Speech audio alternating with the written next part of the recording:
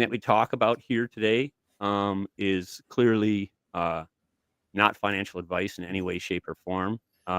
Any information that is shared or talked about here is highly encouraged and recommended that you do your own research. And if you have any trouble in that research process, we have a community called TitanX that would be more than willing to help you out. We have lots of different areas that you can reach out to. Primarily, the number one source would be the TitanXHub.com. Is a great resource to get started, to get a real sense of how this ecosystem has grown and where it's going.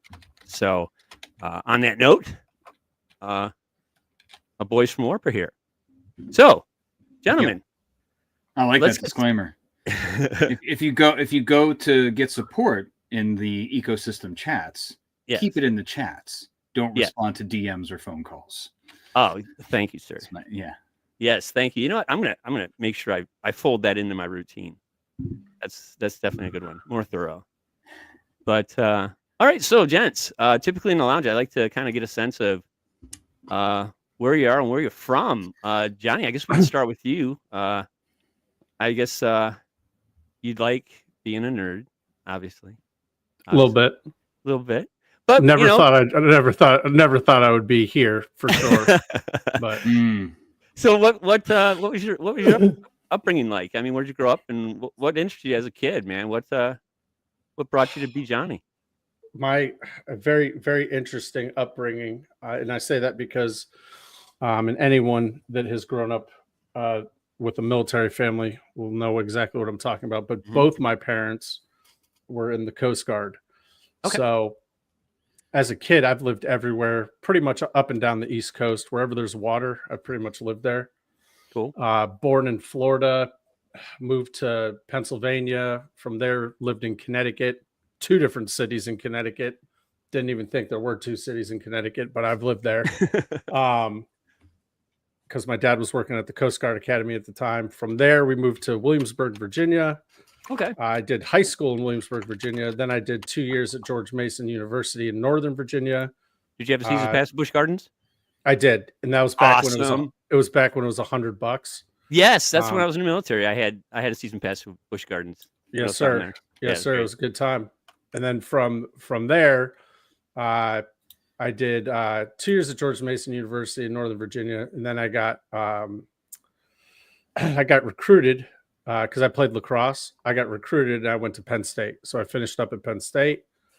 That was a good time. Went back to Northern Virginia, met my wife now. We were dating at the time.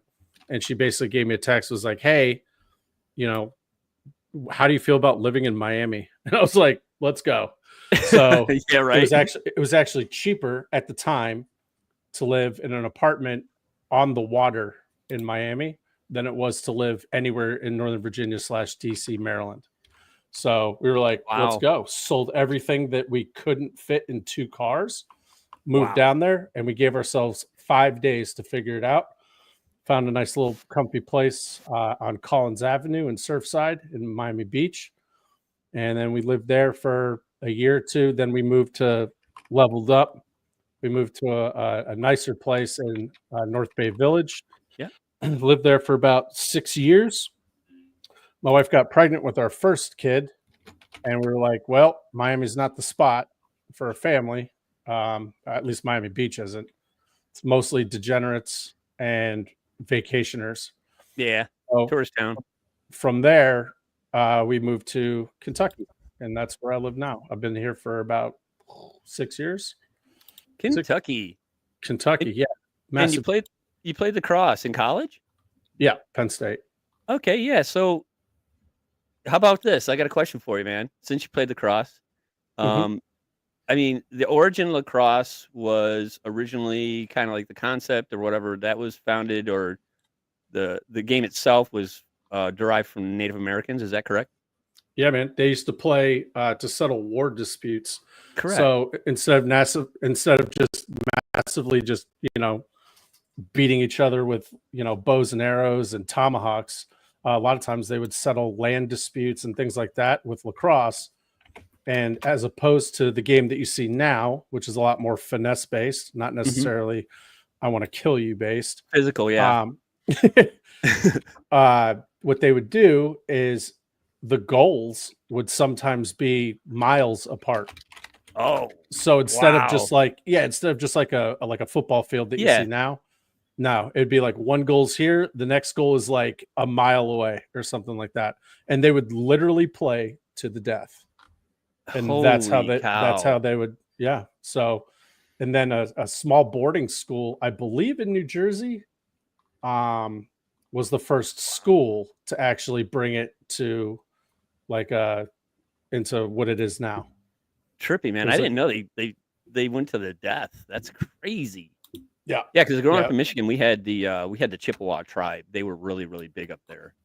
And you would see, historical artwork and stuff across. And I was, as a kid, look at it and go, wow, that looks pretty cool. Of course, it had a terrible ending. But cool, man.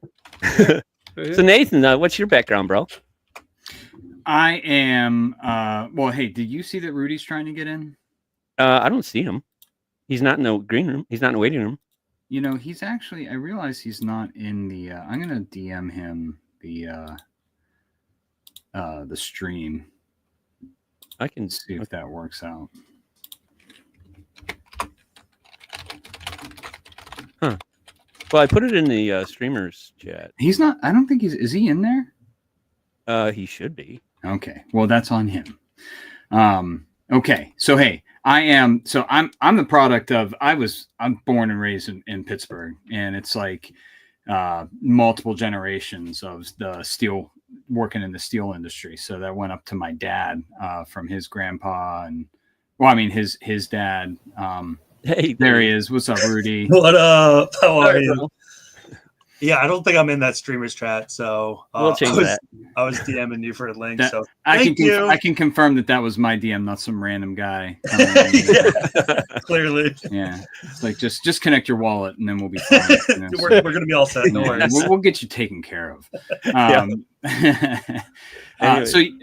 So I'm Pittsburgh born and bred, and now I'm over in New Jersey. So I excelled at swimming my entire life. Not so much anymore, but that got me to Rutgers. So that's where I did my college education. So you're about 6'3"?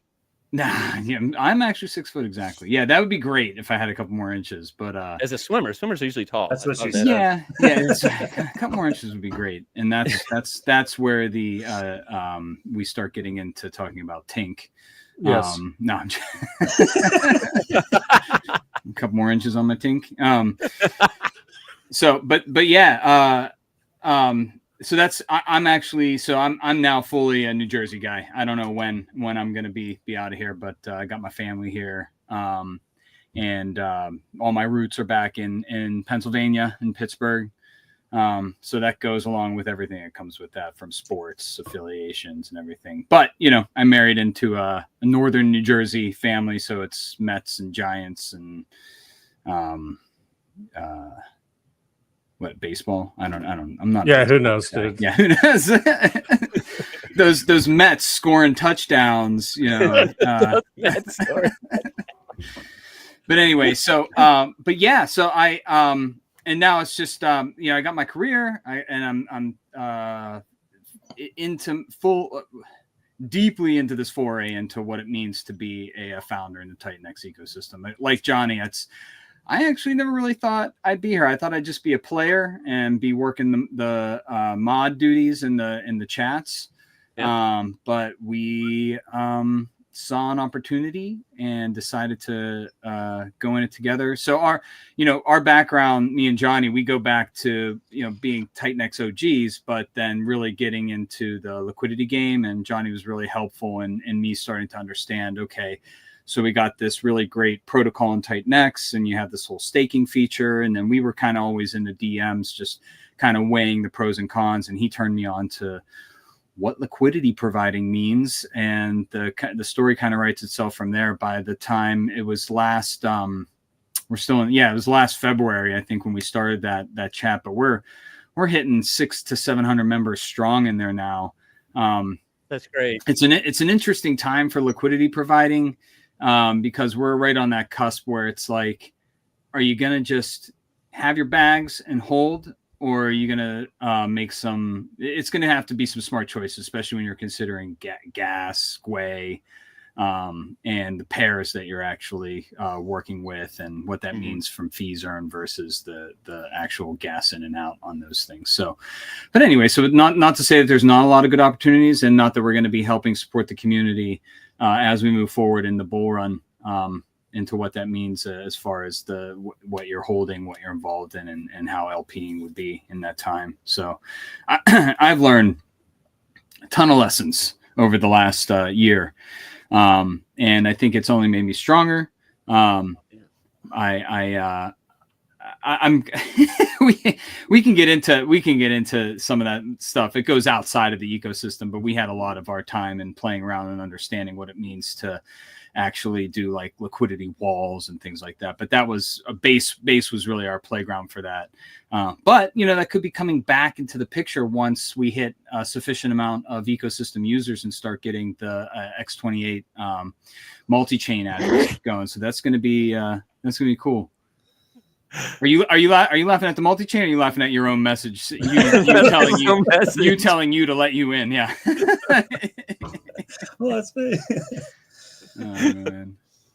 That's great. That's cool, man. So how did you guys get into crypto in the first place? Like TitanX, beyond TitanX, like what was the initiation? So my story is pretty interesting, because I'm like big on so I was a religion major in college, and cool. That started out with going for your the core main kind of study of Western and Eastern religions, from anywhere from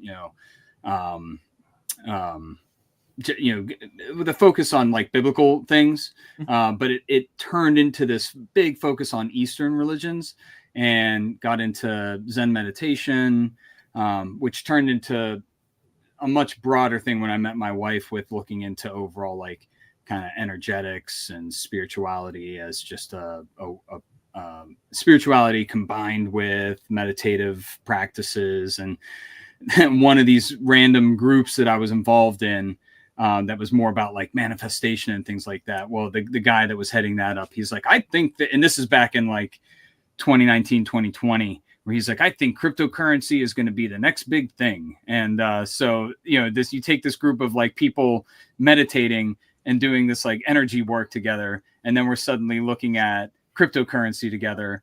And I went off. My foray into everything though was with I don't know if you guys even know, with Axie Infinity. Does that ring a bell? Oh yeah, of course. Yeah. Okay, so I got into Axie Infinity hard. That was like my intro. I had to learn how to set up my wallets, and that thing isn't even, I had to learn how to set up my wallets for that, bridge Ethereum. Well, figure out how to get Ethereum, turn my money into Ethereum, right? And then get that over. Made a ton of mistakes, lots of lessons right off the bat. It's just like when you get into this and you're like, well, I'm responsible myself for all of this stuff I'm putting in here. And if anything happens, there's not really anything you can do in most cases. But I had this team, and you could do these things called scholarships, right? You got your Axie Infinity NFTs, and you could loan them out to people to play the game for you, and you made these agreements to take a cut or whatever they earn. It was pretty cool.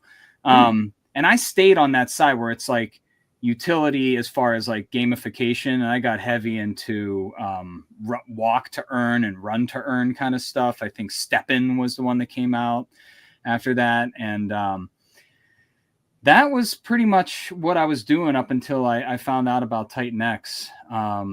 And I was hardcore degenning too, where it was like, and that was, so I was doing that. And then Pepe came out, and that was what, April 15th or something, 2022, I think, and that's where I learned about meme coins, a lot of the pitfalls. With meme coins, right?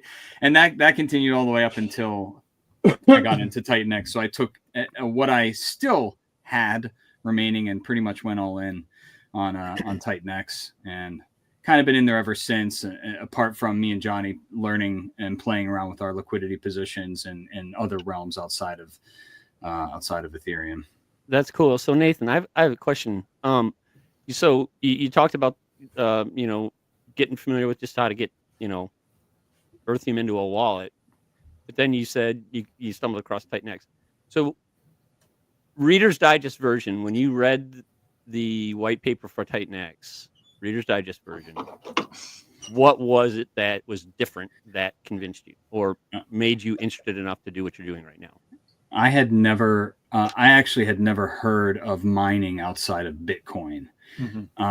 And then so there was this other thing that I was interested in at the time called XYO. I don't know if you guys know about that at all, but it was like it was the first one where I saw where it was like, oh, you just get an app and you use your phone to be like the energy to mine, right?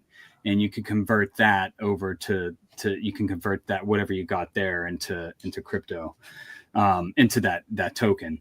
But then when I heard about TitanX, I was like, okay, I see how that went. But when you're actually putting up your Ethereum into something to mine it and using time as your gauge to how much you're actually getting back from it, and listening to Jake. So getting into watching Jake read his own white paper and understanding more of what he was trying to do.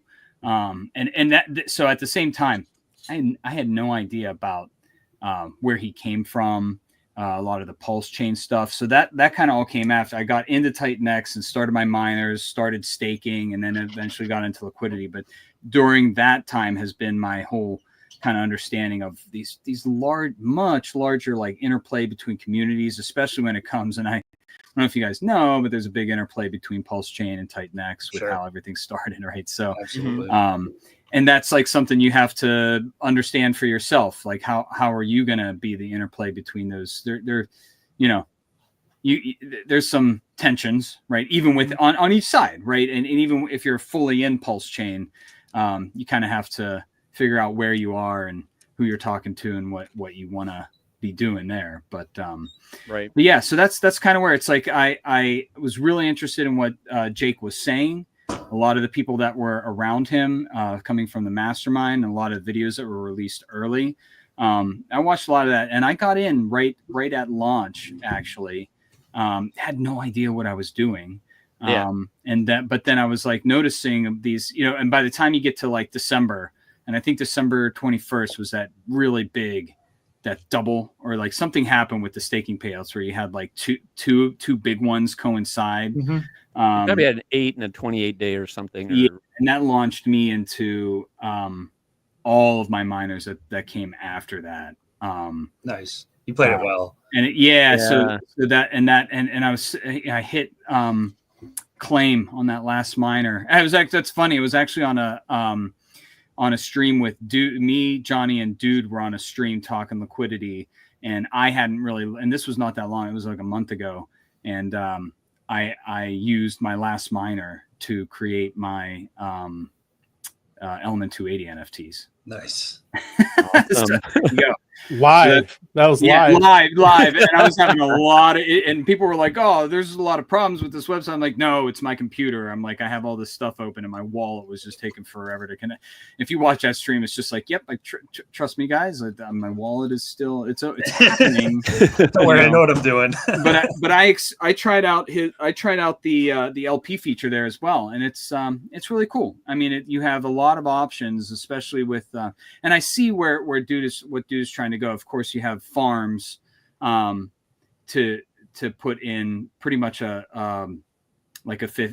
full range V3 1% position. With Dude, it's kind of the easy button when you're trying to do a V2. Right? So, I mean, is that right to say that it's is that Element 280? Is it V2 based? Yes. Yeah. So, but that's nice to have a kind of set and forget and watch and through V2 your fees compound back into themselves, which is nice for people that don't have a lot of experience with it. It's like you go in there, you pick your pair, you put up the 50-50 and just go and Cool, man. Cool. Rudy, I know your background, but you can give everybody else a little snippet. Yeah. I got into crypto probably 2020, 2021. My brother-in-law had called me and he's like, dude, we got to do this. And I was like, what? He's like, crypto. I'm like, oh fuck, here we go. Like when I get into something, I get into it hard. And literally probably within the those 2 months, I had left the job I was working at and went into crypto full time. You know, had pretty good luck. It was, you know, during the bull market, you know, playing some stuff on Solana, playing some stuff on other chains. I mean, I think like even at that time, like Avalanche was doing, there was some projects on Avalanche and Ethereum, obviously. But from that point to where we are now, I had really been doing a lot of degening, kind of in the Pulse Chain trenches, etc. I was day one bridging over to Pulse Chain, and I think that's kind of how I found out about TitanX by proxy. I've told this story a bunch, but it was my wedding anniversary day. And it was my first wedding anniversary day, and TitanX launched, and I'm like, babe, and she's like, oh, what the fuck, like another crypto project. So I aped into TitanX like without reading the white paper, and then I read the white paper, and I was like, oh, okay, let me like undo this and redo this. And since then, like, you know, I really was like fascinated with the idea of like what build on TitanX could be. Like nobody really knew what it was going to look like at that time, and I had come up with the idea to launch an NFT project because it seemed like something different. You know, we had a different way of doing it, you know, with the liquid NFTs. And, you know, from there, I've just been plugging away, you know, meeting a lot of great people like yourselves. I don't think we've been on stream together yet, but I've been looking forward to actually meeting you guys, you know, learning about Warp, etc. I'm really spending my days right now building. We're working on this project, Mizuki, which you guys have probably heard about. Been really such an incredible opportunity to introduce something into DeFi that hasn't been done before. Oh, I'll have to check that out. Yeah, definitely. It's cool. Wait. It's a culmination of like everything that I've been learning over the last year. I feel like with crypto, like yesterday is not today, and today is way different than it was yesterday, and you're always learning things. And I feel like Mizuki was a good way to put everything that I think are the best parts of crypto all into one project and under the best roof of all being X28 TitanX. So yeah, I've been really excited to get that out there. Yep. So, well, it's a pleasure to have you guys here, obviously, but well, hold on. What about Johnny? How did you get into this mess? Jesus Christ. You don't want to hear how I got into it. I got into it back in like 2017-ish. Yeah. It was when Bitcoin was starting its rise to like 20K. And a fucking Uber driver was talking about how he's going to be the next fucking Bill Gates. And, you know, I mean, that's how it is, right? And that's how we know now that when you hear an Uber driver or like someone that you're like, really? When they're like, oh yeah, dude, this is the fucking truth and blah blah. That's like, there's my top signal. There's my signal. I didn't know that. I didn't know shit. Right. So I'm like, okay, cool. Let me look at Bitcoin and blah blah blah. And you know, that's how I started my foray. And then I went down a dark path of creating a sniper bot for Bitcoin that did extremely well in the bull market. It was trash in the bear market, though, right? As one could imagine. So that's where I started learning about other kinds of coins. And I was doing this all on Binance back when you could use Binance, and then they had to change it to Binance.us, and that was a whole thing. So then I kind of like gave it a break for a little bit, and then the whole Hex thing on Pulse Chain. I'd been watching Richard Hart since 2017, well before he was launching or even talking about launching Hex. And so I missed the Hex launch. I remember seeing him streaming, talking about Hex, blah, blah, blah. So I'm like, well, I remember listening to this guy. And he was super smart. So, you know, fuck it, let's go. I got into Hex after it had already done its thing. It already did its 10,000x and it dropped down. It was at 2 cents when I got in, and then it shot up to like 12 cents. And then the SEC shit happened, and then it just came down. I was able to get out at like, I think I got out at like 8 cents or something. And then, yeah, just he launched Pulse Chain, started degenning super hard on that launch, just doing the ratios, which was insane. Got into that kind of stuff. And the whole time, while I was listening to Richard Hart, I was also listening to this guy, Jake Sharp.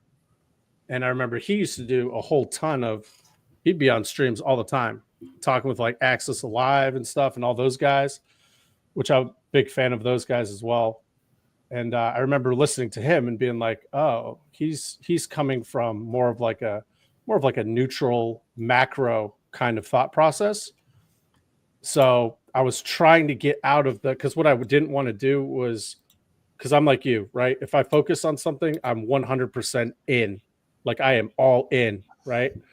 What I saw that was pretty, I didn't love about the Hex and Pulse Chain stuff was that these guys, if you talked about anything else, they were like, you know what I mean? But then here comes Jake Sharp and he's talking about like macro stuff and blah, blah. So I was like, okay, he's a nice, like he's able to neutralize the stuff that I'm hearing over here. So let me go ahead and start paying attention to him. And then from there, it kind of whittled down the people that I actually listen to now. So back then it was just Richard Hart and Jake. And then I found your friend Sami. So I listened to him. Those guys are who I was listening to. Then I didn't hear anything from Jake. Not like me here. He wasn't on streams or anything. He kind of went, I don't want to say he went dark, but just wasn't anything coming from that camp. Next thing you know, on X, back when it was Twitter still, I think it was Twitter still when TitanX launched. That's a good question. I'm actually not sure. It was like right around the time when it was switching, but whatever. Mm-hmm. Back when TitanX launched, I didn't know anything about TitanX, hadn't heard anything about it because again, I hadn't heard anything from Jake. Well, I think it was like Mackenzie or I don't know, Cryptographic, someone that I had been following previously posted this ROI thing. Like, hey, look, check out my ROI, this thing called TitanX. So I was like, I like ROI. Let me look further. So I was like, I looked into it. I read the white paper. When I say I read the white paper, I read like 6 words on each page because like FOMO was already kicking in. I was like, I don't have time to read this. Like, I don't have time for all this crazy shit. I was looking at what happened and I saw that he had the word buy and burn in there 500 times. So in my head, I'm like, well, that's probably better than not having a buy and burn. I dig that. I had known that he took some of the principles from like Hex, Zen, kind of made this super protocol. I had no idea about Zen or anything like that, but I saw like where he took kind of like some concepts and just made it way better. So it took me about, 15 seconds to decide to go ahead and just ape mentality. Here's the problem. I had no fucking clue what the hell I was doing.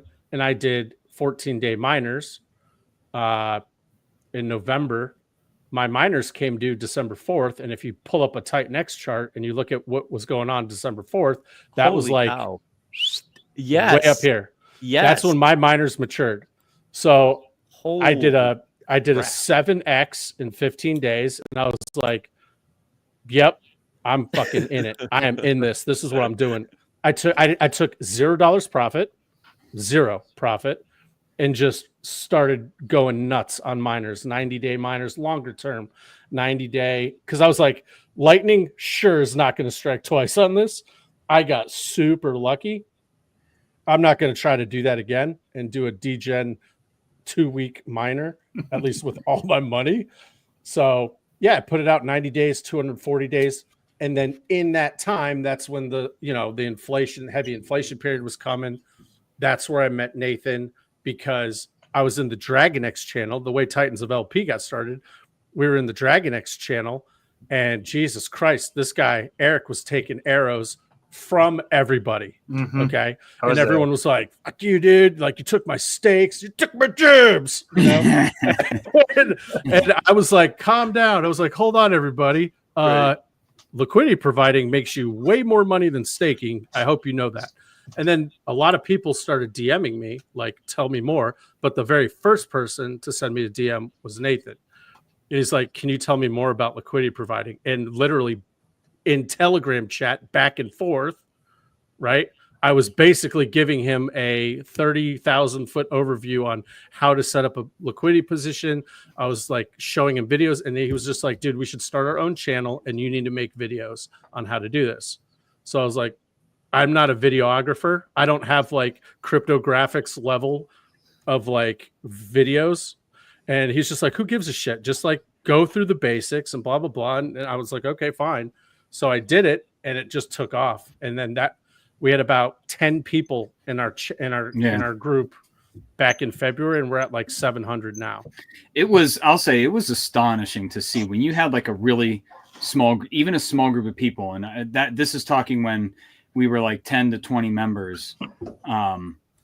We were able, it was astonishing to see the effect that just a small group of people that are cohesive on taking a position in something can have on a chart, and completely piss off devs that want all their liquidity on when all the liquidity is on a V2, and you go into the Telegram, you're like, hey guys, I opened up the V3 1%, and you like get kicked, and then you're getting DMs from you're like, learn how to do liquidity right. You're siphoning off all of our volume. I'm like, yeah, that's the point, man. Yeah, so we took over. I don't know if you guys have heard of Brett, but it's like one of the biggest memes on Base. So we noticed that Brett was doing 10 million in volume a day, and there was no V3 1% pool. So me and Nathan were like, let's open up the V3 1% pool on Brett. And we did, with like $5,000 each. And we started siphoning off. Within like 4 days, we were not siphoning, but $1 million was routing. Yeah. Routing. $1 million was routing to our pool that we had opened up per day. So we were per day. Yeah, we were making, we were making $2,400 a day with $5,000 in liquiidity. It felt criminal. It felt weird. You know, it was like, each side. Is this okay? What's that? No. It was $5,000 worth of liquidity each, and so we started telling our Titans of LP. We started telling them like, "Hey guys, come in," and then like there was like 8 of us in this pool. Next thing you know, the liquidity providers from the V2, they were like, "Fuck this! I'm going in here. I'm seeing what's going on." So then that V1 or V3 1% pool started getting, $100,000 worth of liquidity in it. So then what did me and Nathan do? We open up the 0.3% pool and do the exact same. It did the exact same thing. So now if you go on Base and you look at all the contract address, all the liquidity pools on Base, their main pool is the 0.3% pool on Brett. And we took that over. We took that over. Yeah, wow, that's sick. It started with V2.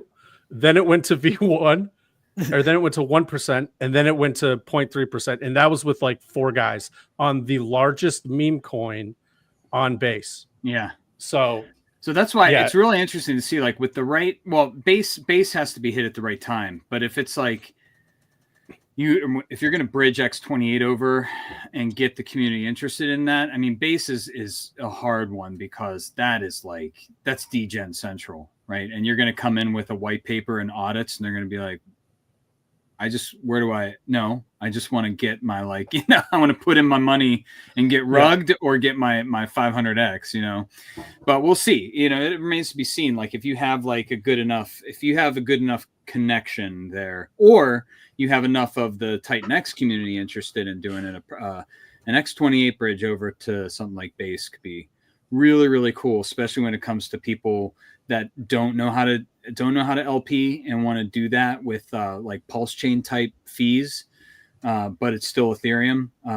That's a pretty cool playground there. Awesome. So we'll see how that goes. Hey, my heart's, man, this is go. What would you like to do? Because I'm happy to run through some of the white paper. Yeah, please do. That'd be great. Yeah. Do you want to pull that up, Ted? The docs.warp. When? Win. Yep. I'll just go Thank to you, the Johnny. hub real quick. We are gonna win. Yeah, that's a crazy story though. Like in the concept of going multi-chain with TitanX is really interesting because, like you said, it does take quite a while to beat it into people's heads. Like especially when you have like a really complicated white paper or something. Like the guys that are in TitanX, you know, we like this stuff. Like this is why we're here. You know, when a new white paper comes out, I read it within a day or two. I'll probably read it 3 or 4 or 5 times, and I don't know. That's what I like in crypto. I've always really liked intricate tokenomics.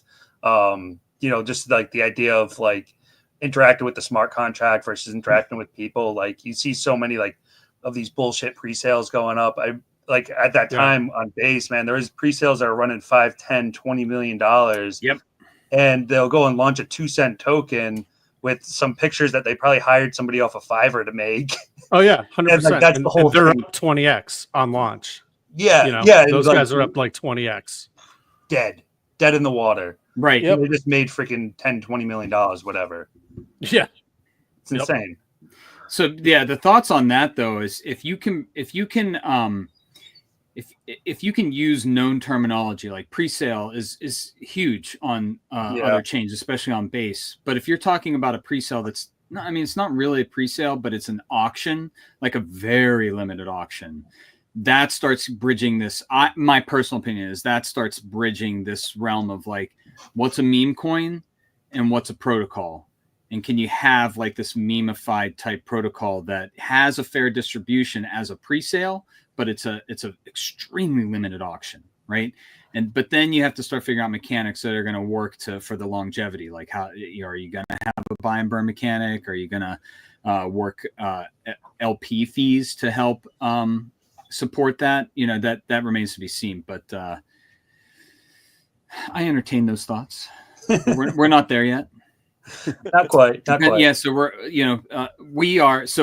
at the stage. Everyone's getting rugged. What's that? What's that? Everyone was just rugged on my end. Oh, I think we're still still good. good. The Bruins are getting rugged. I thought you said the Bruins got rugged too. I'm like, wow, I'm not really a Bruins fan, but you know, that's okay if they get rugged. Can you tell me, man? Are they? We heard the same thing. So Johnny, you good? Are you with us? I'm good. I'm trying to make sure that the game. I wish no game. So what we're quickly realizing with Warp is we're essentially we're like launching 4 protocols in one, basically. Yeah, I noticed that. And it kind of dawned on us when we actually got into the testing phase. And you know, some of the devs are like, this is like the most fun we've had in a long time with like making this all work. And the thing that we're hopeful about here is that the testing has gone really, really well so far. So the idea of having a fixed supply, right? We want these 700 million tokens distributed in 7 days, 100 million each day. And we're not allocating 700 million each to each input, right? It's going to be divided up. So we have an ETH input. So this is interesting to see how the ecosystem is going to go when you start having these protocols going with a ETH input, but also we heeded the call, like you, Rudy and Ted, to go X28 as an input. And we are at our core a build on Hyper. So Hyper is an input, and outside of the Warp burn itself, the other major focus is the Hyper burn that's happening. And then we heeded Eric's call to build on Tink. So we're build on Hyper, we're build on Tink, we're utilizing X28, and we're providing a platform for the larger community outside TitanX to learn about what it is to be a part of the community, and by entering via ETH. So we've gone through some iterations of this, but it's all straight up now. 35%. It's a 30% split of every daily allocation between ETH, X28, and Hyper. Tink is its own kind of thing that is its own interesting dynamic where we're only allocating the remaining 10% to that auction, but it's limited. It's only open 2 hours per day. At the end of 2 hours, the last 2 hours of every daily auction cycle, the Tink auction is going to open. And the benefit to those people where we're trying to be anti-whale, right? We're an anti-claim and dump. Right. Mm-hmm. So if you auction within the first 12 hours of any auction day, you're going to get to claim your tokens right at the start of the next auction day. If you auction the last 12 hours of any auction day, you can claim starting the last 12 hours of the following day, anytime after that.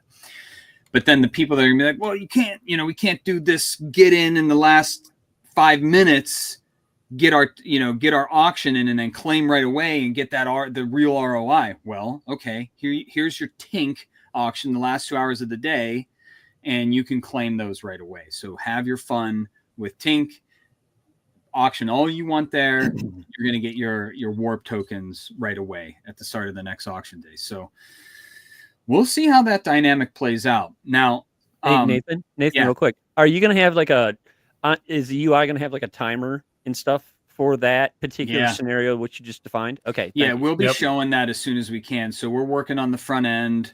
We're talking audits now. So the front end side is all handmade from the ground up. Gotcha. Where you're going to have, so everybody's clear, you're going to have this interface where you get to look at the 4 inputs on the screen, right? So you're going to go ETH, Hyper, X28, or Tink. Tink is going to have its own countdown, right? So it's going to show you time remaining until the 2-hour window opens. Everything else is just going to be on the 24-hour timer. That makes sense. Whenever you click like Ethereum, for example, it's going to come to the forefront, so you know what you're going to be auctioning. You can only auction your ETH in that window, and it's going to show you its own ROI. So this is where we're thinking there's going to be a lot of gaming going on of the ROIs here, because you're going to have 4 separate ROIs happening every day, and people can pick and choose and see. So if ETH is at like a 10% ROI, but Hyper might still be at 100% ROI. So what are you going to do that day? And there's going to be a lot of Hyper supply on the market here. It's already happening, right? We're in a large inflation period for Hyper. So it's really good to have these prototypes. So we got Turbo. We got Matrix that has just FYI, everybody, Matrix has been delayed 2 hours because of gas fees. That's looking like now 2 hours and an hour and 40 minutes until that launches. And then we'll be coming out with a way for Hyper to be a direct input. So that's what I'm interested to see here. So you have Turbo with a Hyper direct input. Matrix is going to go about its inputs and Hyperburn in a little bit of a different fashion. And then Warp is going to allow for straight up input your Hyper token, get your Warp tokens, and then those are going to be allocated down through the buy and burn. So when you get past the Genesis and liquidity, because remember, we're starting our basis being the Titans of LP founders, right? For this project. So we are going to be managing a lot of different liquidity positions, especially when it comes to X28, because there's no X28 ETH and no X28 Hyper pool. So for our buy and burn to work properly, we're going to have to be creating and managing some of these LPs on top of all the Warp the Warp native token LPs that are going to be functioning across the entire protocol. So when it comes to the buy and burn, after you take the Genesis and the liquidity allocation that we're going to have for each one, 85% of all of the auctions of every token is going to go through what we're calling our fuel haven, which is going to store everything there, convert through the buy and burn everything to Warp. And then there's going to be every time you get to the end where you're actually placing the call to use Hyper to buy Warp and burn Warp, there's going to be a separate allocation that's directly burning Hyper and the rest is burning Warp. And then there's a separate amount that's going to go back into the fuel haven. Into what's called into our Warp drive, which is going to be our storage of Warp tokens for perpetual auctions after day 7. We're taking a lot of pages from the various playbooks from other auction protocols that we've seen. And luckily we've had this time for development, where we've been able to kind of do these little adjustments. It's like, probably is going to benefit us to have some kind of starting amount in that warp drive that doesn't get touched until the auctions after day 7. Yeah. And then we're going to be feeding that through the auctions as well, through the buy and burn. So we're going to have ample supply to have really nice auctions starting day 8 plus. Super cool. And then we're actually going to be playing around a lot with our liquidity wallets as well to make sure that we have the ability to wreck the bots in the beginning, right? And then build up that liquidity. So we've learned a lot from Steve DeFi and his Volt ecosystem that he's developed. And I think it's really going to benefit the hyper community. I think it's going to benefit everybody going through. So I don't know if you want to look through. I mean, that's actually the whole white paper. Dude, you didn't even talk about farming, dude. Yeah, so that's what I was going to say. If you want to go to the other main thing, when you scroll down to the Tink token distribution, so you'll see that it kind of goes through its own thing. So 10% of warp and daily auction allocated to the Tink as an input. So it's still going to go through 85% going through there. However, 100% of the Tink TitanX farm fees are burned. So if you go to the auctions, and then if you scroll down to the Tink burn section, so you'll see here. So what we're up a little bit. So what we're going to do is, so 85% of Tink, right? So outside the 8% liquidity and 7% liquidity, 8% Genesis, 85% of those Tink tokens are going to be held until day 8, when we're going to split the Tink tokens 50-50 Tink TitanX and start a farm with those. And then every 8 days after that, we're going to compound everything coming in through auctions into that farm. So that's day 8. Day 12, after that farm has been created, we're going to burn 100% of those fees. That's what it's always going to do. Every 8 days compounding into the farm, every 12 days burning the fees. So that's going to be really, really fun to watch. And Eric, if you're listening, we're still looking for that build on Tink scholarship. But we'll see. So I think it's going to be really fun. So especially when we get to show what that's do. It's going to take a little bit of time, right? But when we're in month 1, by the time we hit month 2, we're going to have, I think we're going to be showing a some amount. I think we're going to have a very large share of that pool and a lot of fees to burn. So we're going to be burning a lot of Tink. Even though it's just a small little portion of it, I think it's going to really add up. Wow. Johnny, got anything to add to that? So I do have something. So what we're trying to do here is create a protocol that satisfies the needs for everybody.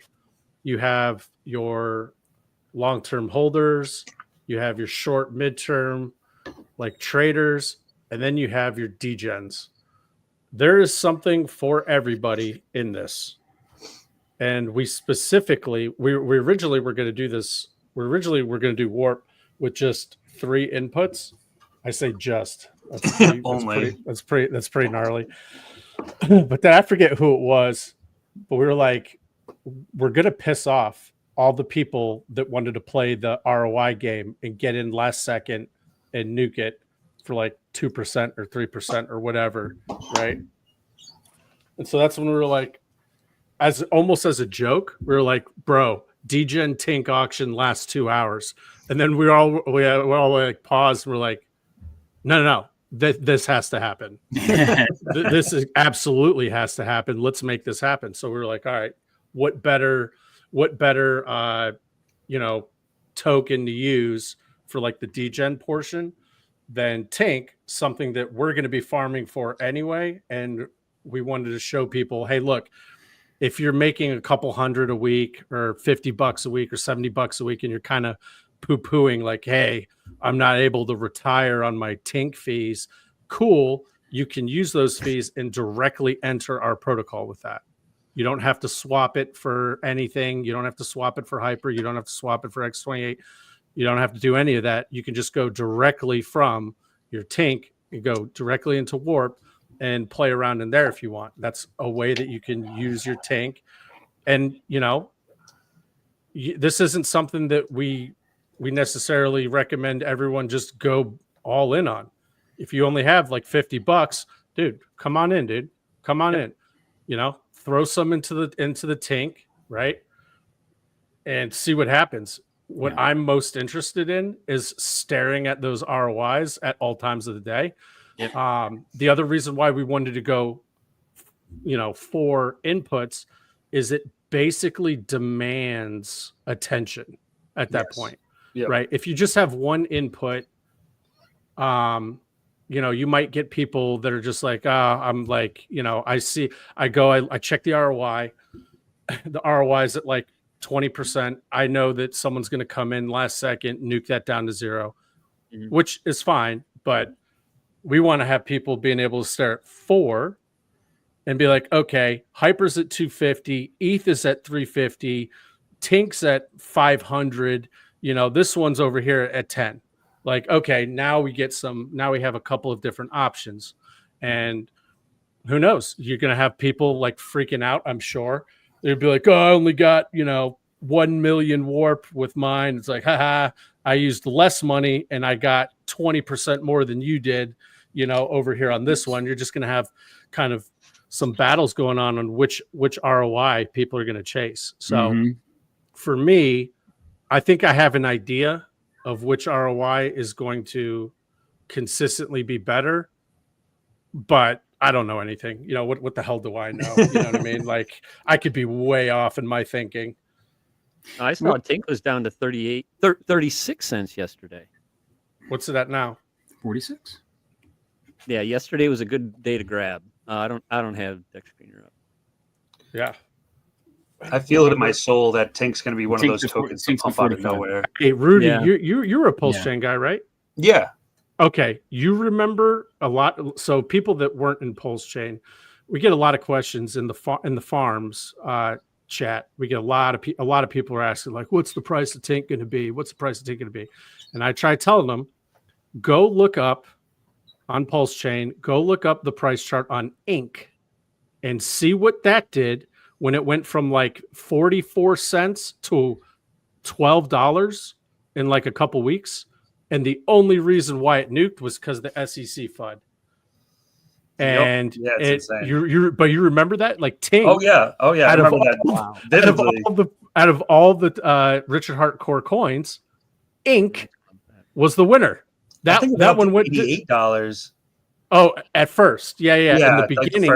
Oh, dude. Yeah. The APRs were just stonatic at bus. It was like 1,700% for like a week. Yeah. It's crazy. You're like, I just made $600 today. Did I do something wrong? Am I going to have someone coming after me? It's like, yeah. I mean, yeah, it was pretty vicious. But I tell people, I was like, look, man, if you want to see what Tink is capable of, go check out the Ink chart and just know that is not deflationary by any means. Right. We're going to be having multiple protocols because Ascendant is going to be burning Tink. We're going to be burning Tink. And I'm sure there's other people out there that are going to be burning Tink at some point, right? So legit, if you can just burn off the daily emissions of Tink per day, just that number, like all of a sudden now there's zero inflation with Tink, and Tink's really not even that inflationary. It's just a small percentage that's being released each day. It's fixed, right? We know what the inflation is per day. And if you're able just to burn off that number, I forgot exactly what it is. It's like 1 Tink per second. But if you're like between all the protocols building, and then you get to a point that it actually becomes deflationary, oh my God. And here's the thing. Warp is going to be, we're going to enter the Tink TitanX pool, right? Farm.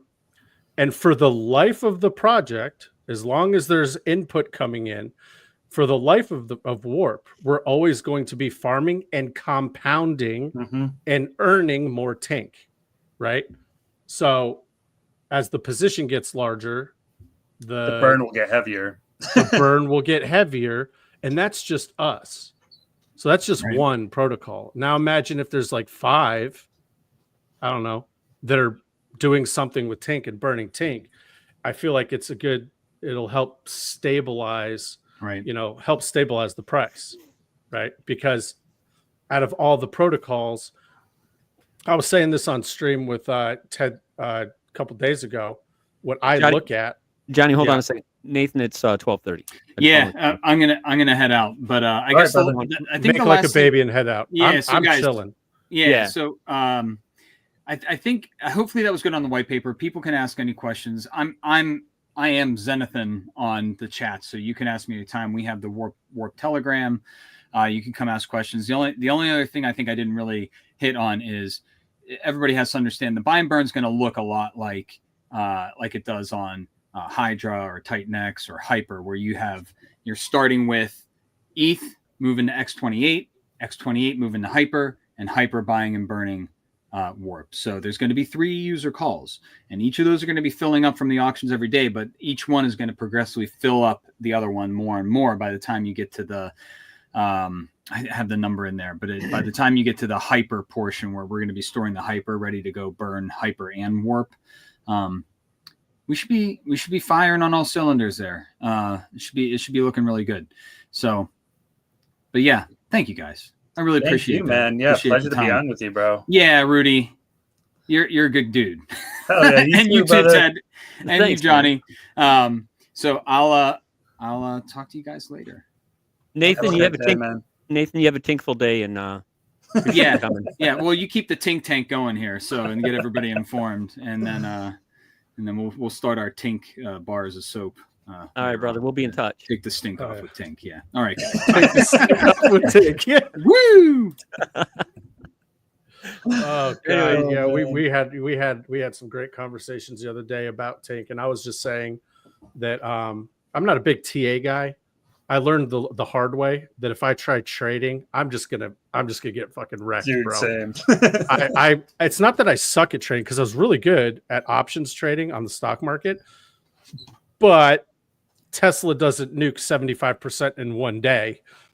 You know what I mean? Like, you don't get wrecked in the stock market as quickly as you can in crypto. Right. So the problem is that people that are decent at trading on the stock market, they come over to the dark side of crypto thinking that is a natural, that all applies. Zero applies. Crypto has like $1 million in liquidity. There might be a pool with 500,000 or 200,000. All it takes is one whale to get in a fight with his wife or husband and just be like, you know what? Fuck this, nuke. And then your TA thrown out the window. Done. Right? So for me, it's always been buy and hold. But I like to look at charts and I like to see, okay, let's see what I can see. And from what I have seen, Tink has been my best indicator of bottoms and tops. And I was telling Ted this 2 days ago. I was like, watch the price of Tink and combo that with going into the Telegram chats and seeing who's whining the hardest. That's TA in itself, man. Brother, that's it. That's all you need. Psychological. This is all psychology. It's all psychological, right? Absolutely. It's all up here. That's all it is. And when you start realizing, when people just are like, this is the worst fucking thing ever, I don't know why I put my money in this. Guess what happens? Just like yesterday. What happened yesterday?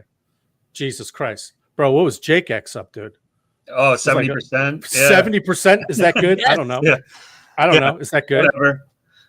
I'm very little volume. Bro, yeah. that was a casual 70%. You know what I mean? Like, just a casual Yeah. But I mean, it wasn't the only thing that was up. Everything was up like 40%, 30%, 50%. Yeah. And people have to understand that this is how markets work. Okay. Nothing is based on, okay, is Eric and Jake going to press the buy and burn right now to pump your fucking bags, right? So that's what I'm looking for. I'm looking in the chats for people that are like, oh, the buy and burn is not turned on. Why isn't he turning the buy and burn? Or when it does turn on, it's not high enough, or, blah, blah, blah. Woe is me. I put way too much money in this. That's what I'm looking for. And that's what I'm going into. That's what I'm putting I'm going to chip in some money into that. And for me, it's worked amazing. Amazing. Dude, I don't care about a chart. I could care less about a chart. I want to know what who the people are. We have a strong community. TitanX is going nowhere. Absolutely. Right? I was just going to say that. This community is going nowhere. All right. We have our OGs, all the OGs. We're not the ones complaining. It's all class of 2021, 2022 that are like, bah, bah. It's like, dude, no one ever said put your rent money into this, right? Like, don't do that. Stop doing that. This isn't get rich quick. No. You can get rich, but it's not going to be quick. You have to be smart, right?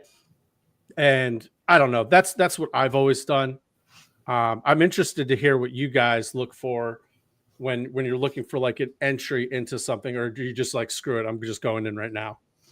Yeah, that's actually a really great question. I mean, my strategy throughout like my crypto career has generally been launches and launch hype and trying to, I've gotten wrecked plenty of times, like don't get me wrong, but there's been plenty of times as well that I've timed out things. You get that initial launch pump, it comes down, make that buy, forget about it for, it might be a few days, it might be a week, it might be a couple of weeks, come back, take your profits and move on to the next one. And that's kind of been my strategy, and it's worked really well. I mean, with TitanX, there's a lot more that's actually being built here, but I'm not saying I'm just hopping around from protocol to protocol, but there are opportunities to get in with these protocols on a very fair basis. I mean, you say you have 8 days, you have a month to get into something, and I've been playing the ratio game.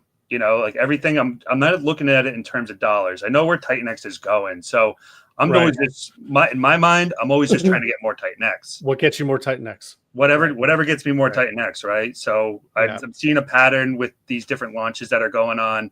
I've been really interested in the auctions, particularly because those have like their own ebbs and flows, right? And if you're watching how much is coming into the auction versus what that daily distribution is, if it's a fixed distribution or whatever, but you're always trying to capture more supply no matter what you're doing, right? So playing the auction game has been really fun too, because it's a nice way to get into something on a launch without getting smoked, right? Like, granted, like if you get in day one on an auction, like you're probably not going to get as many tokens as if you wait a little bit. Like right now, like I'm watching Shogun auctions.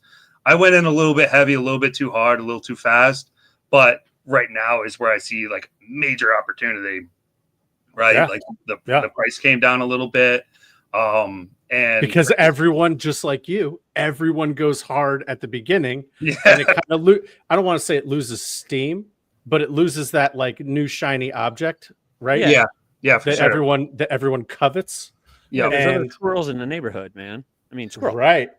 Exactly. I like how you guys are doing a short auction, though, a short initial auction phase. That's 7 days, because 7 days, brother. You need people after the fact to come in and buy the token, right? And when things are spread out too long, like you said, it can kind of lose steam. Maybe something else launches. Right. You have a 7-day distribution. I'll get to it. Yeah. You have a 7-day distribution. That's more than enough time to get in. Like you go talk about trying to participate in pre-sales and stuff like that on other chains. Bro. Dude, those things will fill up like before you even know it. Dude, I got into a pre-sale about a year ago. I got into like the second round. There were 3 rounds of pre-sale. Mm-hmm. I got into the second round being like, this is such a scam. Fuck it. I'll throw $1,000 in. I don't care. Right. I got nuked. And I was in the second round of a pre-sale because they're like, oh, this thing's launching at 10 cents. And I got in at like, I don't know, 3 cents or something. The people before me got in at like half a cent.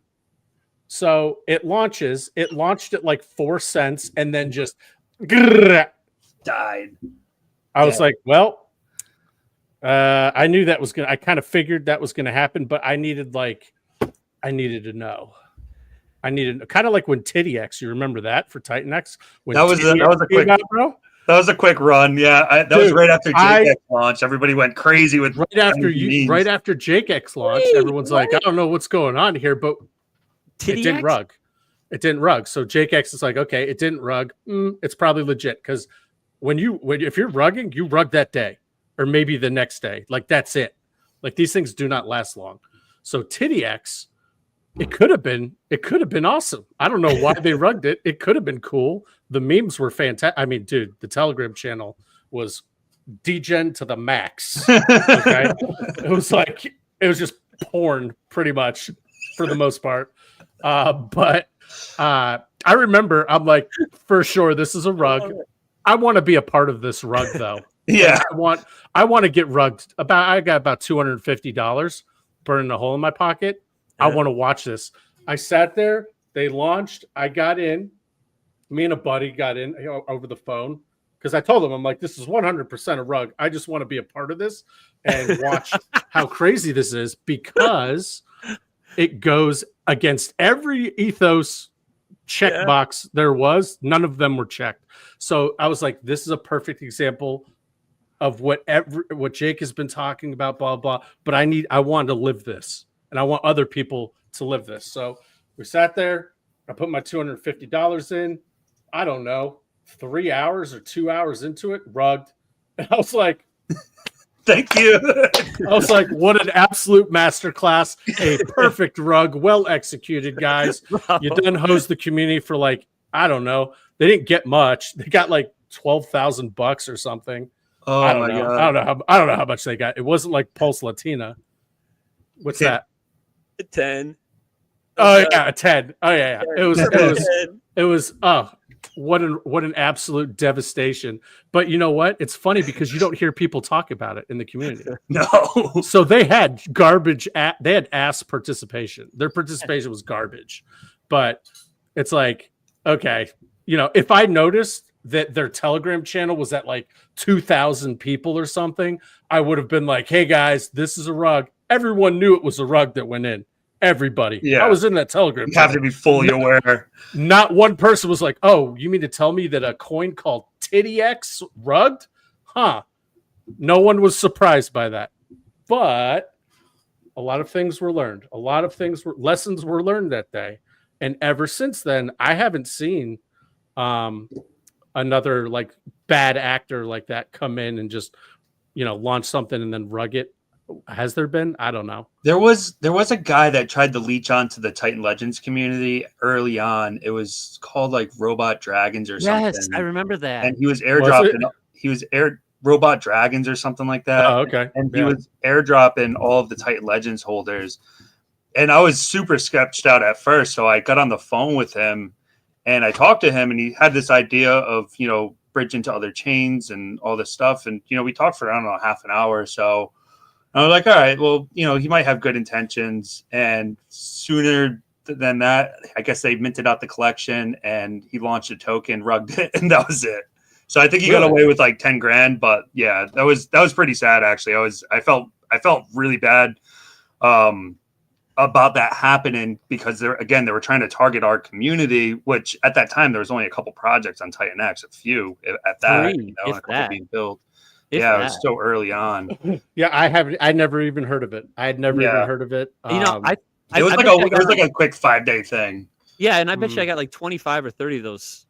You minted those? Oh man! And the thing was, it was like they were so cheap. I'm like, all right, screw it. I'm just cranking these things out, and somehow I ended up with 700 million of the token or something. And I'm like, where did this come from? And then rug. It was like, it was just like, what? Oh, when you watch it in real time, I've been rugged 3 times. Not afraid to say it.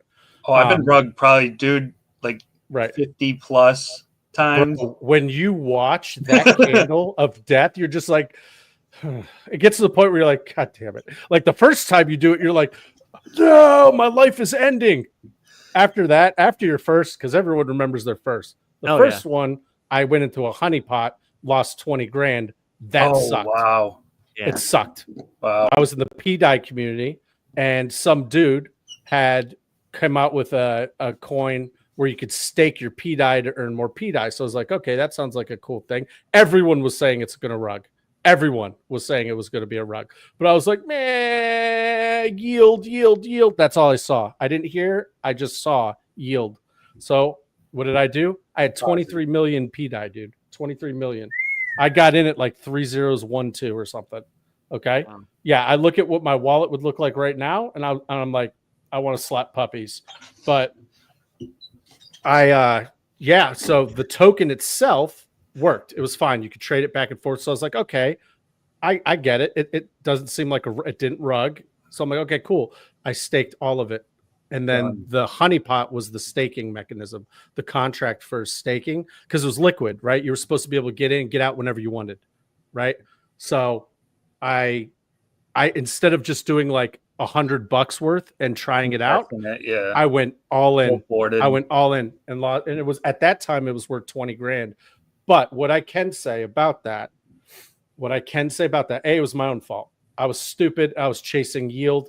I don't do that anymore, obviously, which is why I'm a like, I don't want to say I'm anti-staker, but that's why the whole Titans of LP kind of started. I wouldn't have met you guys. I wouldn't have gone into TitanX if I didn't get rugged, because all I had left on Pulse Chain was like a little bit of money in Teddy. And it wasn't much. It was a couple grand in Teddy. And that's when I found out about TitanX. And I nuked that, got into TitanX, and it's been, a massive success since then. So I would never have gotten into TitanX. I would never have even been looking for something else to get into if I hadn't gotten, I don't even know what you would call a honeypot, because it's not really a rug, but yeah, 20 grand. That's that one hurt. Crazy. That one hurt. That's and I was like, one. But it is what it is. You live and learn. And, now I came into a community where I don't have to worry about that anymore. Yeah, it's a big thing. Yeah, just being able to get into projects that are audited. I mean, that's unheard of in the outside space. Unheard of. Yeah. Absolutely, it's unheard of. And hey, go ahead. Johnny, where are you guys at with your audits right now?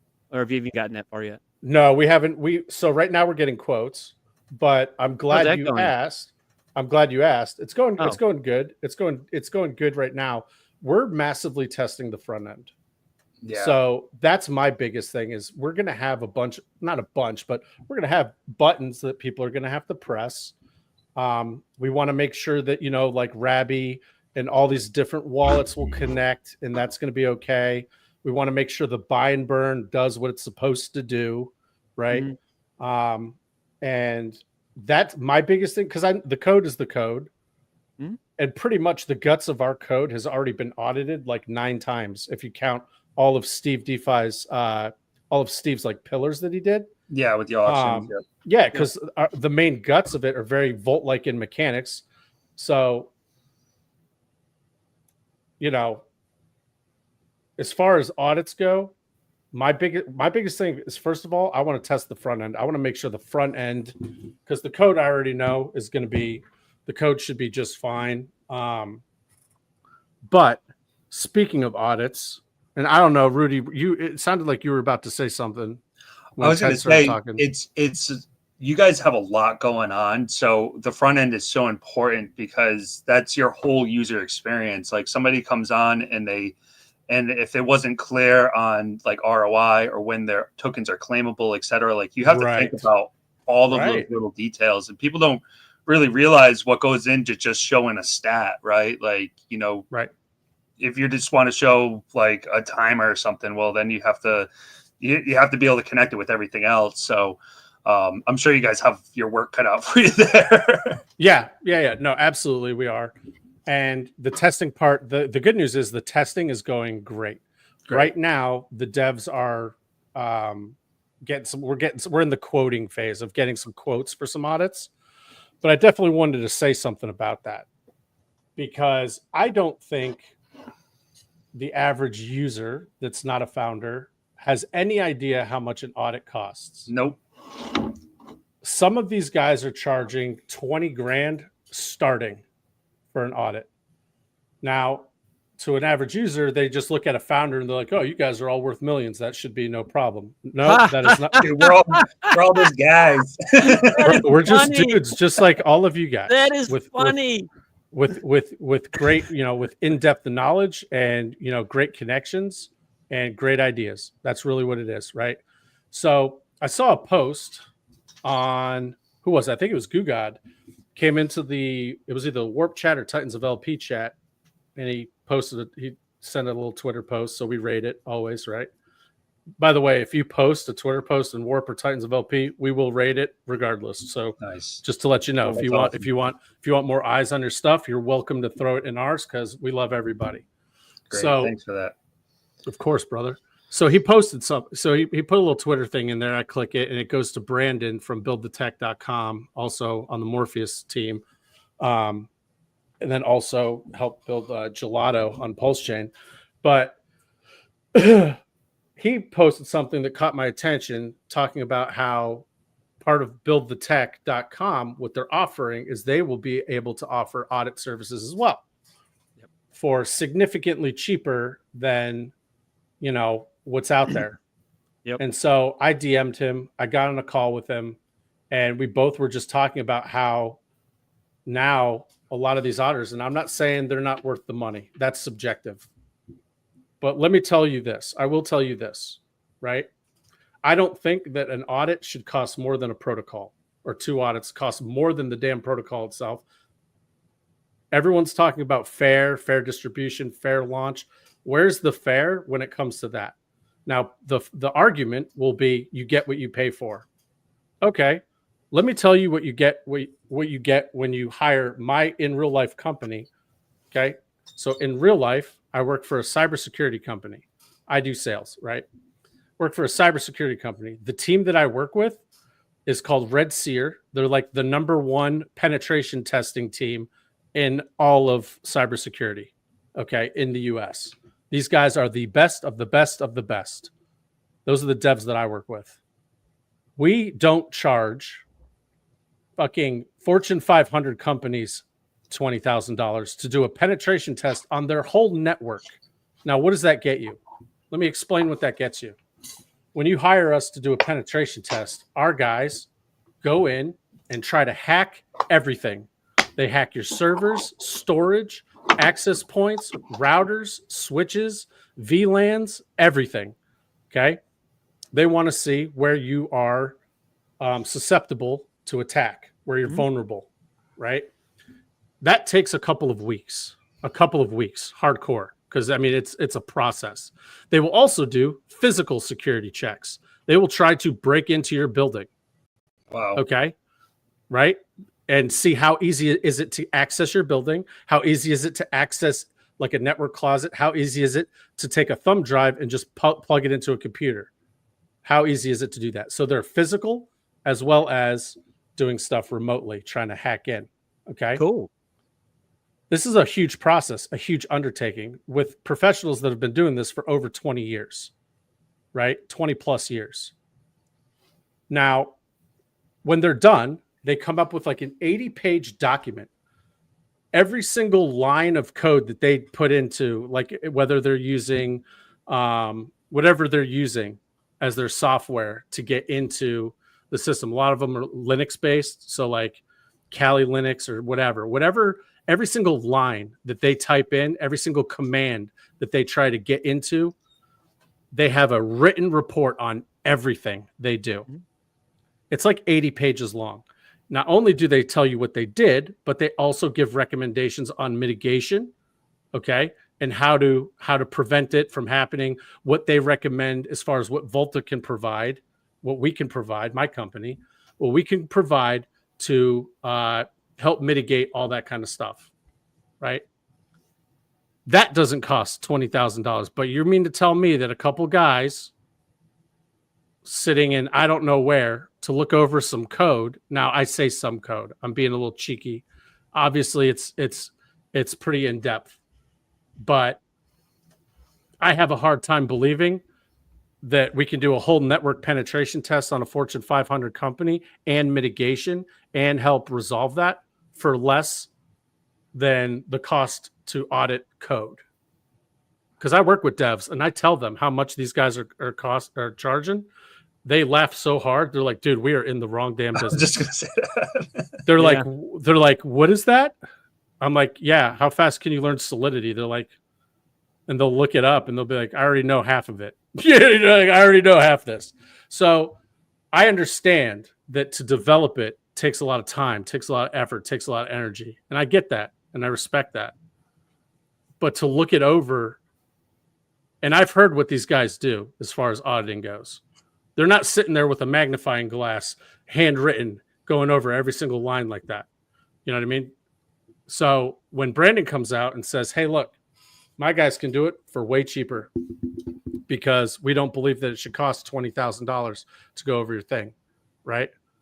Now, if you're talking an absolute like a Dex or like a wallet or like a bridge, okay, I get a high cost for that, right? Mm-hmm. Yeah. But for a protocol that has the same guts as 9 other protocols out there, $20,000 times multiple, I feel like you're out of your damn mind. So, so we hit him up, and I can't recommend him enough. He's absolutely amazing to work with. I've only talked to him for a day. That's great. That's great. But I got him on the phone, and he was like, look, this is what we're thinking. For everyone listening, they're going to start rolling this out in January. So this isn't like they're going to get on it right now. Right. But I feel like, if anyone out there is looking for an additive, an addition to some of these guys that are banging heads, what the hell's what hurts? Now, and I get it. And another argument you're going to hear is, well, these auditors have already seen this code. They're very familiar with code. They're very familiar with this stuff, with TitanX, blah, blah, blah. I don't necessarily love that. I work in tech, and I know how people are.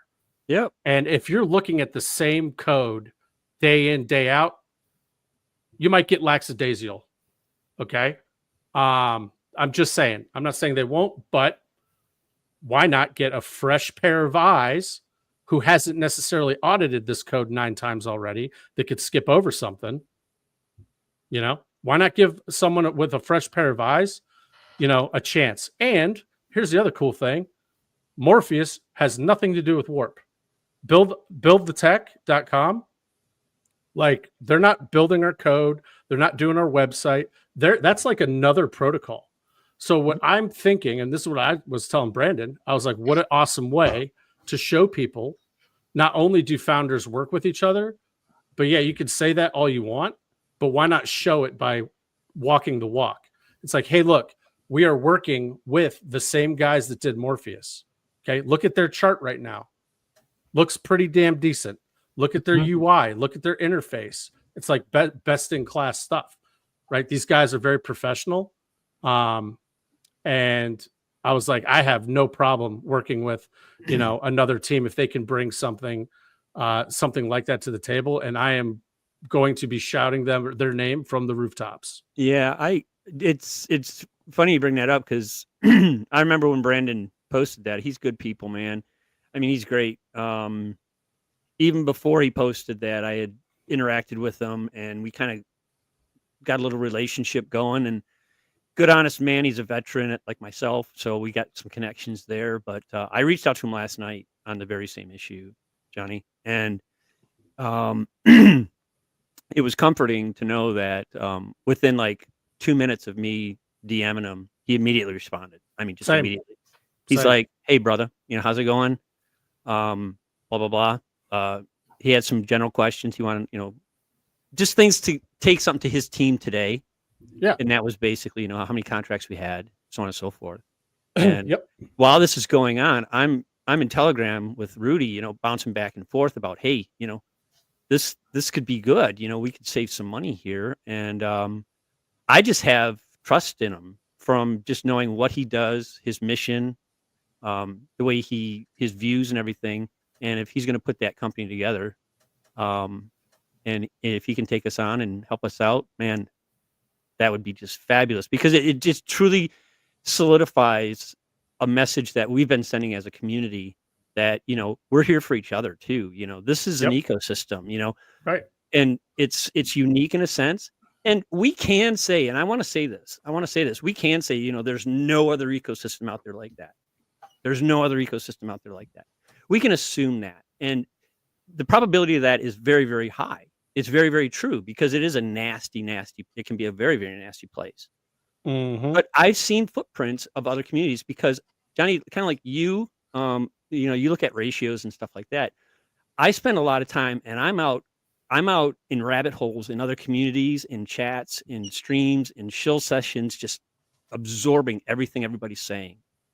And then bringing that information back into our ecosystem and saying, okay, this is what's happening there. This is what I'm seeing here.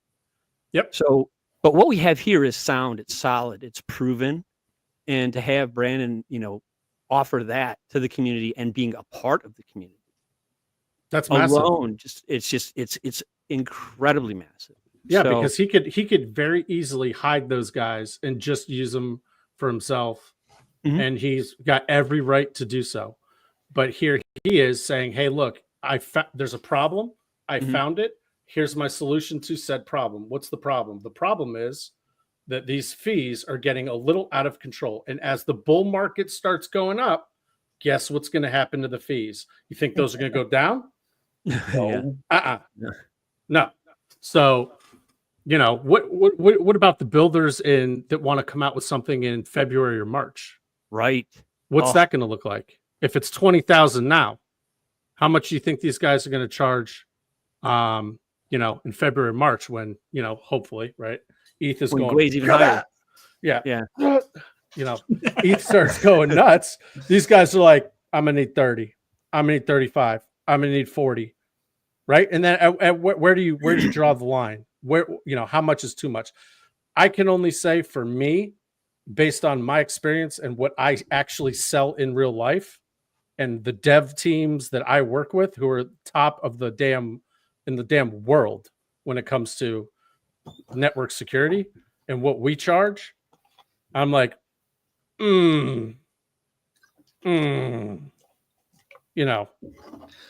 that's it seems a little shady. So he's going to piss people off by doing this. There's a whole misconception. I don't think he's worried about that. Oh no! I can just see it. He's all for it. He's built for it. He's built for it. There's a whole misconception in crypto, like it's not real money, right? It's like now we're talking about audits and stuff. Now, if you're going to go talk about like paying KOLs to do promotions, etc., if you have any idea of what that costs, I mean, these guys will charge 5 ETH just to like be on a stream with them for half an hour. Right. Like crazy. Yeah. Rudy, for those that don't know what a KOL is, explain to them what that just is. Basically like an influencer type person. Yeah. So like those guys, like they charge ridiculous money. I mean, like a 5-minute slot on an AMA will cost you $5,000. I don't think anybody here has ever paid $5,000 for 5 minutes of anything in their life. 100%. But that's just the way it is. That's the price. And these guys, they find an opportunity to more or less, take advantage. And I'm talking about the KOLs particularly, but the fact that we have this community in TitanX where everything, we're already plugged in. We have like these great streams going on. The one that we're on today, there's constant streams going on. Mo's been running awesome streams. Callum, Smooth. Oh yeah. And people don't realize how fortunate we are to actually have those kind of resources where I can reach out to one of these guys and hop on with them, and I don't have to pay them 5 ETH to do it. Right. It's crazy. Right. But like imagine if you didn't have to pay $40,000 for 2 audits. I see you, Utah. What's going on, brother? And he's absolutely right. Everyone does 2 audits. That's like the gold standard. Helps you sleep well at night too, just by knowing. Definitely, absolutely. And we're thinking about we're probably going to do 3. Now, if I can get an audit from Brandon, that's not going to cost me $40,000 as an add-in. I don't see the harm in that. Absolutely. You know what I mean? I don't see the harm in that because it helps us out because he's hooking us up for a price that's fair, right? And it helps him out because here I am with you guys screaming his name from the rooftops, and I hope he gets more calls like he did from me and like from Ted. I want this guy to just start denying, like having to deny, like, oh, we got too much stuff going on, guys. You know what? It's funny you said that's exactly what we were talking about last night. I was like, I'm gonna get a hold of him immediately as soon as we get same. And like, no waiting. And you know what? I hope that it happens to where, Like I wish him nothing but the best and the most success. I want him to succeed because I see what he's doing for the community, and I see how professional that team is. Mm-hmm. So why not get them to do more for the community? And they're willing to do it. Yeah. Why not? Why not latch on to that? Yeah, Right? it's a huge value add across the board to the community. I think that's everything within TitanX too, is like as long as you're adding value, it will Of get course. adopted. And you know, what's really unique about like TitanX is that a lot of people had never thought about building a protocol on their own. They never thought they'd be in the position where they're even thinking about it. And what it's created is a like a source of inspiration for people to want to step out and do something different. And I mean, the audits are arguably some of the most important things that you can invest in, but at the same time, at what cost, right? I mean, right. At what time is it an investment? Right. Where does that line get drawn between investment and just, you know? Yeah. So it'll be, I'm really excited for Brandon and what he's doing. I saw that he posted that. And again, I saw that as a huge value add for the community. And these things can only get better over time. And like you said, like if you're thinking about doing 3 audits, 3 different teams with 3 different viewpoints, essentially, you know, like you're covering a lot of ground that way. And again, outside of TitanX, man, audits are almost not even a thing. Base, they don't know how to spell audit on Base or Solana. You kidding me? Oh, forget about Solana, dude. Yeah, dude, audit? Like, I get time for that.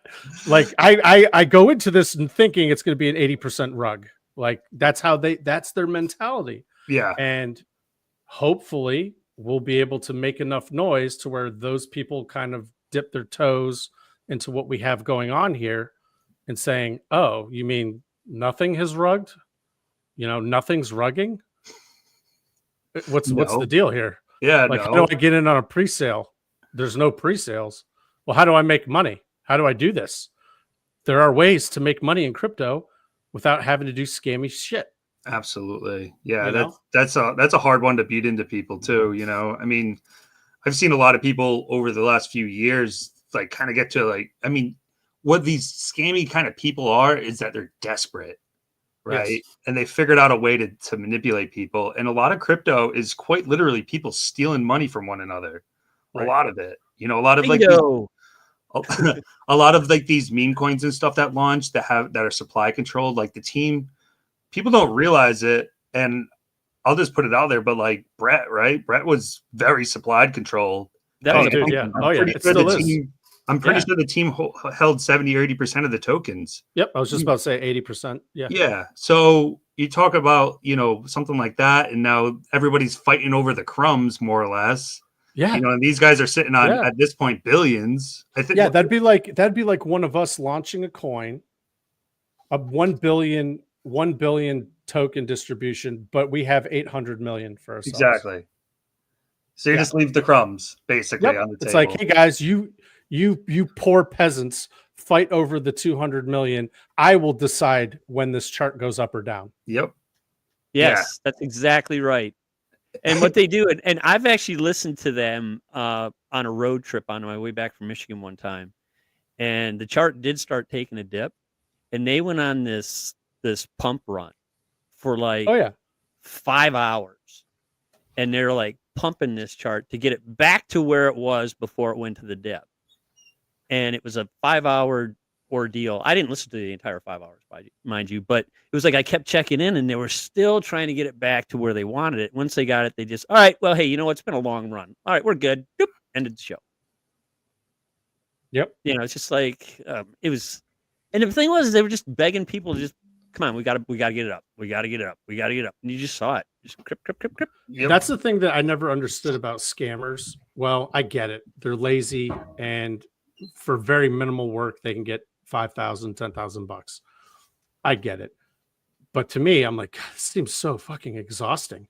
Why don't you just come up with something good and get rewarded based on how good it is, as opposed to trying to scam people out of their money and blah, blah, blah. I mean, that's the one beautiful thing I mean, I think that's the best thing about what we have going on. Besides, like the other founders and the community that we have, we police ourselves. Yeah, definitely. Jake isn't tweeting like, "Hey, fuck that guy over here and fuck that guy over there, and watch out for this guy over here, and this guy's a scumbag." And blah.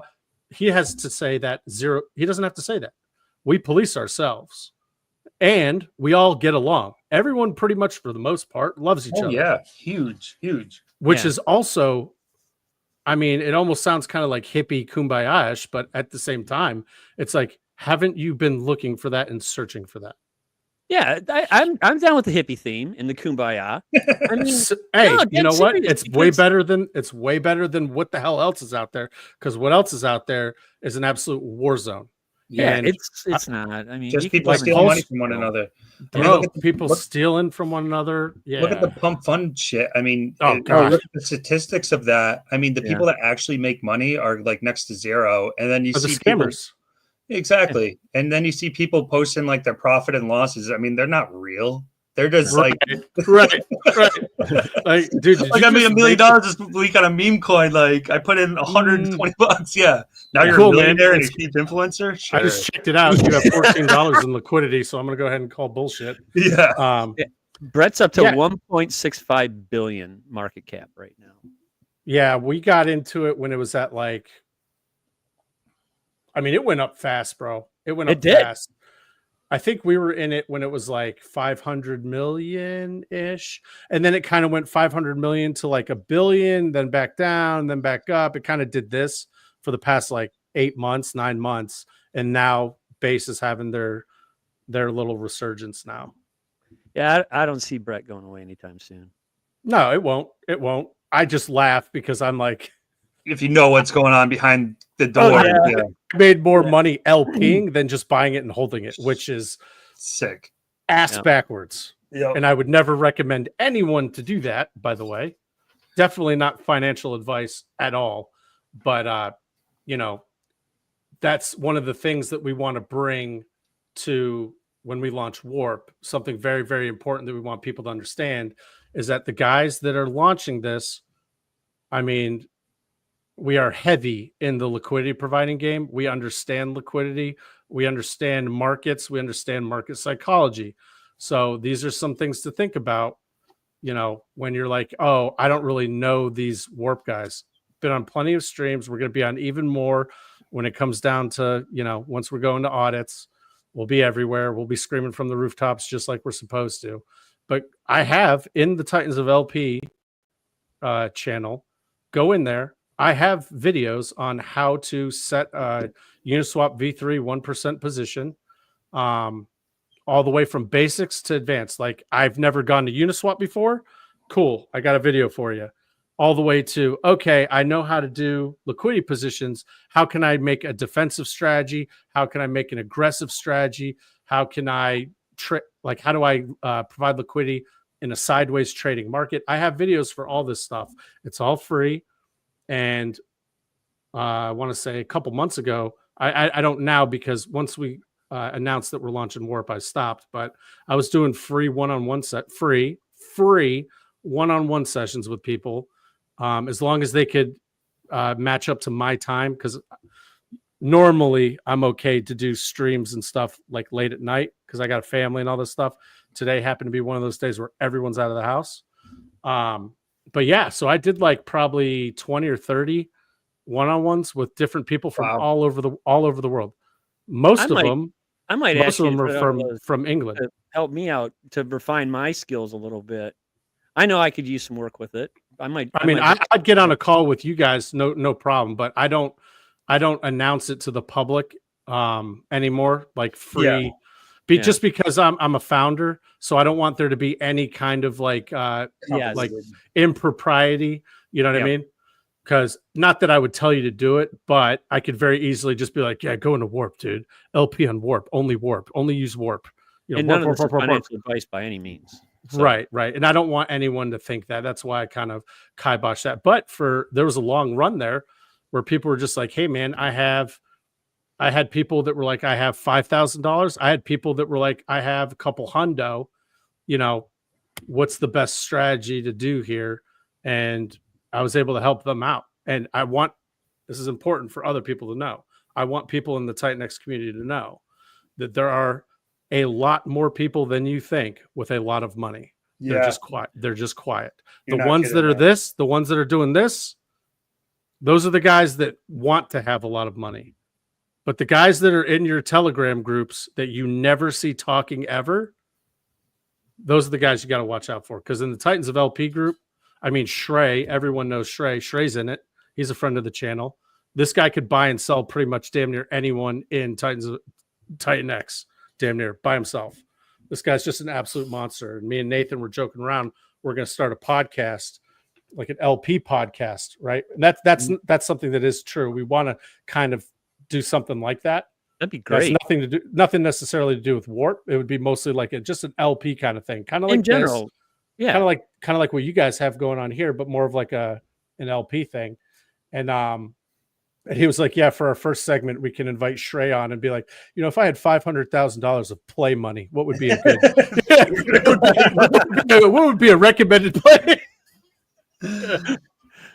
Yeah, right.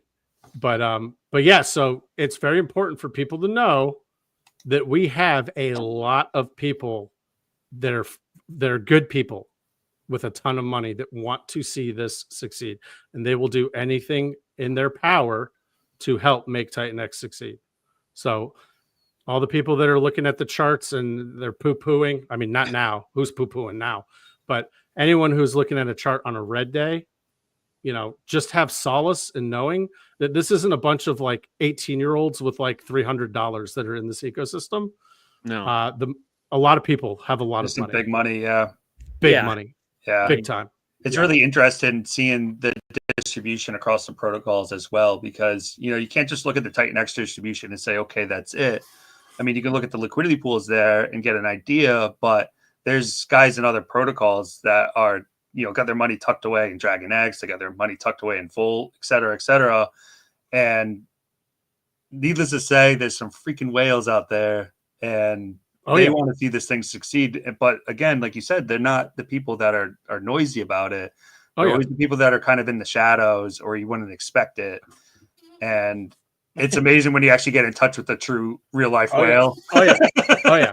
And I did, and I have, and I can tell you, same, bro. it's like, dude, I've never heard of you. I've never seen you. Yep. Like, they don't post on X. Nope. They don't post on, blah, blah, blah. But what I can say is there's a reason why these guys are whales, right?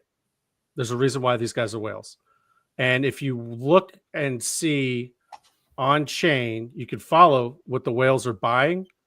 That could give you a good indication of, what's to come. I mean, the other day there was like someone was chipping in $200,000 into TitanX the other day.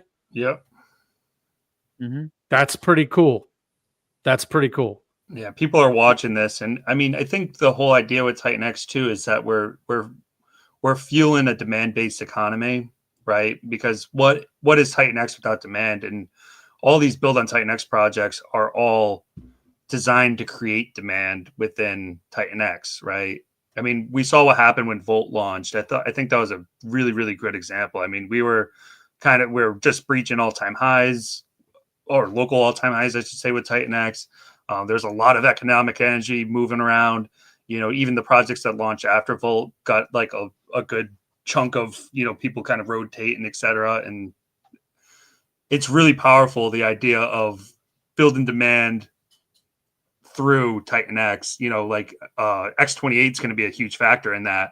X28 is kind of the heart burning mechanism that's happening right now. And by building on X28, I mean, Ted and I are doing it. Like, we're taking everything, we're just funneling it right through, burning the shit out of TitanX. Taurus is going to be doing it. There's bunch of other protocols launching on X28 as well.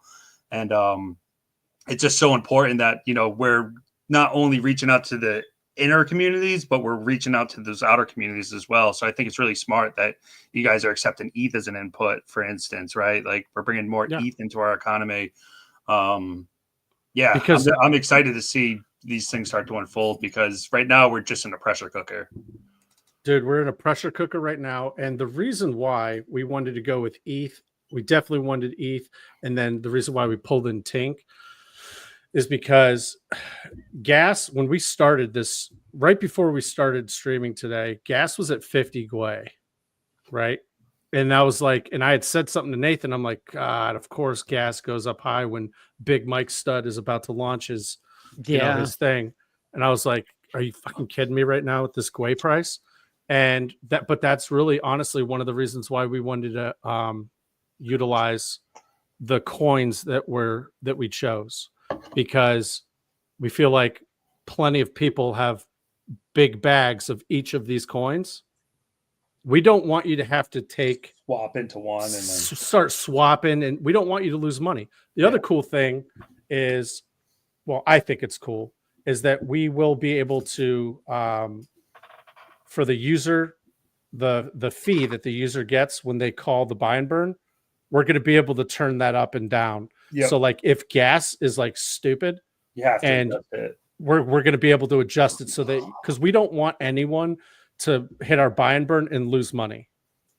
We want you to be able to at least make a couple bucks or whatever that looks like, but we don't want you to lose money because no one's going to hit the buy and burn, right? Of course, yeah, that's important, man. So how many buy and burns do you have in Warp?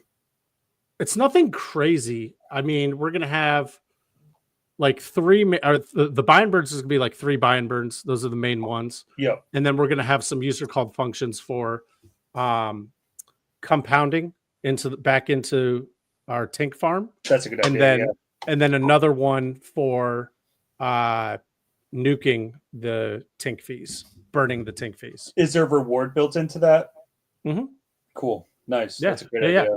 Yeah. Just like everything else. And it'll be pretty cool because we'll be able to have like, Tink burn party streams or something. You know what I mean? Yeah, man. Like, absolutely.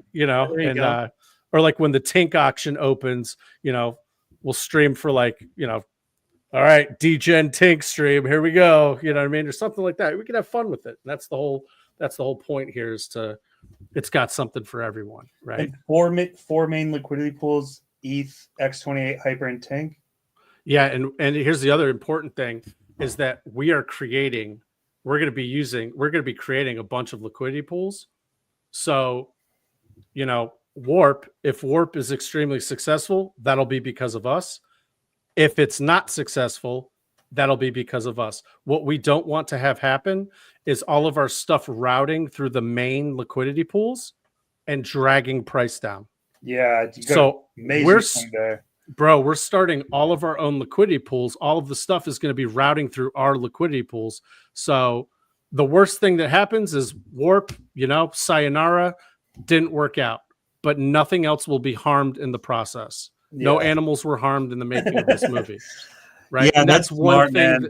That's one thing that we really want to, we kind of get away from saying that on stream, but it is very important to know that we are creating our own liquidity pools. The buying and burning will be routing through said liquidity pools. So, there won't be anything weird. You won't see anything weird on like the Hyper deck screener. Be like, wait, what the hell? What's going on here? Why is Warp selling the shit out of Hyper? There's going to be none of that. You don't have to worry about that. It's all going to be on ours. It's an interesting point that you bring up because, with TitanX, like we've been building very vertically, right? And you have to be really careful about like those liquidity cascade events, right? So yes, if there's a major sell-off in one token that's built on top of another, well, then it's going to sell down the other token as well. So correct. I think that's a really smart strategy. And I've seen so many people in like Telegram chats are like, oh, why don't you just pair with this token? Or why don't you just pair with that token? Well, there's a lot of reasons that you want to be paired with the main thing, essentially. Yeah. Like in this case, TitanX, X28. Mm-hmm. And obviously you have quite a few other pairs, but if one of those, if at that point, what you're doing is you're kind of distributing that sell pressure if there was going to ever be a cascade. Exactly. Versus 100. Just taking, like if you have one token and then you have another token built on top of it, and this token grossly outperforms the token that it's built on top of, well, when people start to sell this one, it's going to hurt this token as well. So you have to be so careful. You can't just like pair whatever the fuck with whatever the fuck. Right. Like, it's You're at 100% right. It's important to if you're going to do that, distribute it across many pairs, right? And we figure with using X28 as now, we originally were going to do TitanX as an input, and then Jake launched X28, so we very quickly pivoted. Like, we'd rather use X28 as input because we know, and the understanding is, to get X28, you're going to have, like, TitanX is getting burned to get that X28. So we have comfort in knowing that the people participating with their X28 tokens, I mean, they had to nuke some TitanX to get it. Some TitanX was nuked in order for them to participate in our project, not necessarily because of us, but that's cool. It's these loops, it's cool to think about. Yeah, and sure. So Jake had mentioned when X28 launched, he had mentioned everyone needs to focus on building on X28 now. And in my head, I was like, "Oh no! Here we go. Got to redesign this. Shit! How hard is this? Small change." But our devs were like, "Yeah, we got it. No problem." I'm like, "Nice, really? Okay, cool. Thank you. Thanks. I appreciate that." But yeah, so it was a very easy transition. That's why the other thing is, like, we're not rushing this project out. Originally, we were looking at launching like early December. Yeah, I remember that. But then the whole X28 thing, that whole thing happened. We had to pivot, and we were like, you know what? We're going to pump the brakes. There's a lot of stuff coming out, and we want to be able to give some of these guys some breathing room instead of just something comes out every day. A protocol's coming out. It's like, let's give these guys a breathing room. And Mike, who's coming out today, Mike is built on Hyper. He's part of the family. So it's like, I want to give this guy as much room for success as possible. 100%. Yeah. He's got a long auction too. Right. So it's like, let's give this guy some breathing room and let the people that are in Hyper right now, they're like yearning to get into something. Let them go into Turbo. Let them go into Mike Dean's thing. Let them kick ass with that. And then, we're probably looking at like end of December is a stretch. This is more like this is a January thing. Yeah. We're looking at sometime in January, probably for sure. By that time, okay, cool. They've had their success. They've established themselves. They've got a great foundation. Cool. Throw another one in. More Hyper being burned. Oh yeah, we're also doing this cool thing with Tinky over here. I love it, man. Yeah, I think the ease of accessibility for people to get in with multiple input tokens is really important. And it's cool how you have it set up with the 4 different auctions. There's a lot of opportunity there. And I think it creates a level of stickiness, right? That people are going to, you want somebody to pull out their phone in the middle of dinner to be checking their ROIs. You know what I mean? Right. Like that's when like you built something that people like and can interact with and stay tuned with. I think that's really important. What we did with Mizuki is that we did an ETH, TitanX, and X28 input. So we're kind of running it that way. ETH multiple inputs, right? Exactly. Inputs, right? And it's all just one button. So you don't have to go to X28 website. Basically, if you enter in with ETH, it'll buy TitanX. TitanX will convert to X28. Does the work for you. Beautiful. Yeah. Same thing with TitanX. Just converts over to X28, burns half of the TitanX. Boom. And people can get in. Boom. And now if you already have X28, well, you don't have to swap back to TitanX. You can just enter in with that. So you said, with giving all these protocols breathing room, it's a really good point. We got Shogun that's doing its thing right now. That's going to be, the minting's going to be over. The fun begins, right?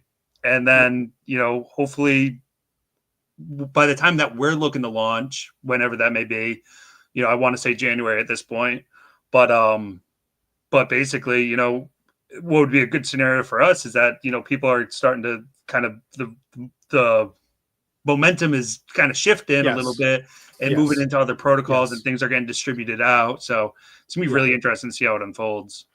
Yeah. And you guys chose the inputs. It was a great choice. Yeah. I agree with that 100%. Because all these guys are, TitanX, largest holders. That's what you're in. TitanX, X28, ETH. Right. That was our concept from the beginning, was to be a core TitanX project, and we were just gonna just focus on TitanX. And then X28 came out, and we were like, "Oh shit, we really need to rethink this." Same. I was like, son of a bitch. And then we were joking around. We were like, "Oh, dude, do we nuke like Tank for Shogun or something?" We're like, no. We got to keep the degen auction Tank.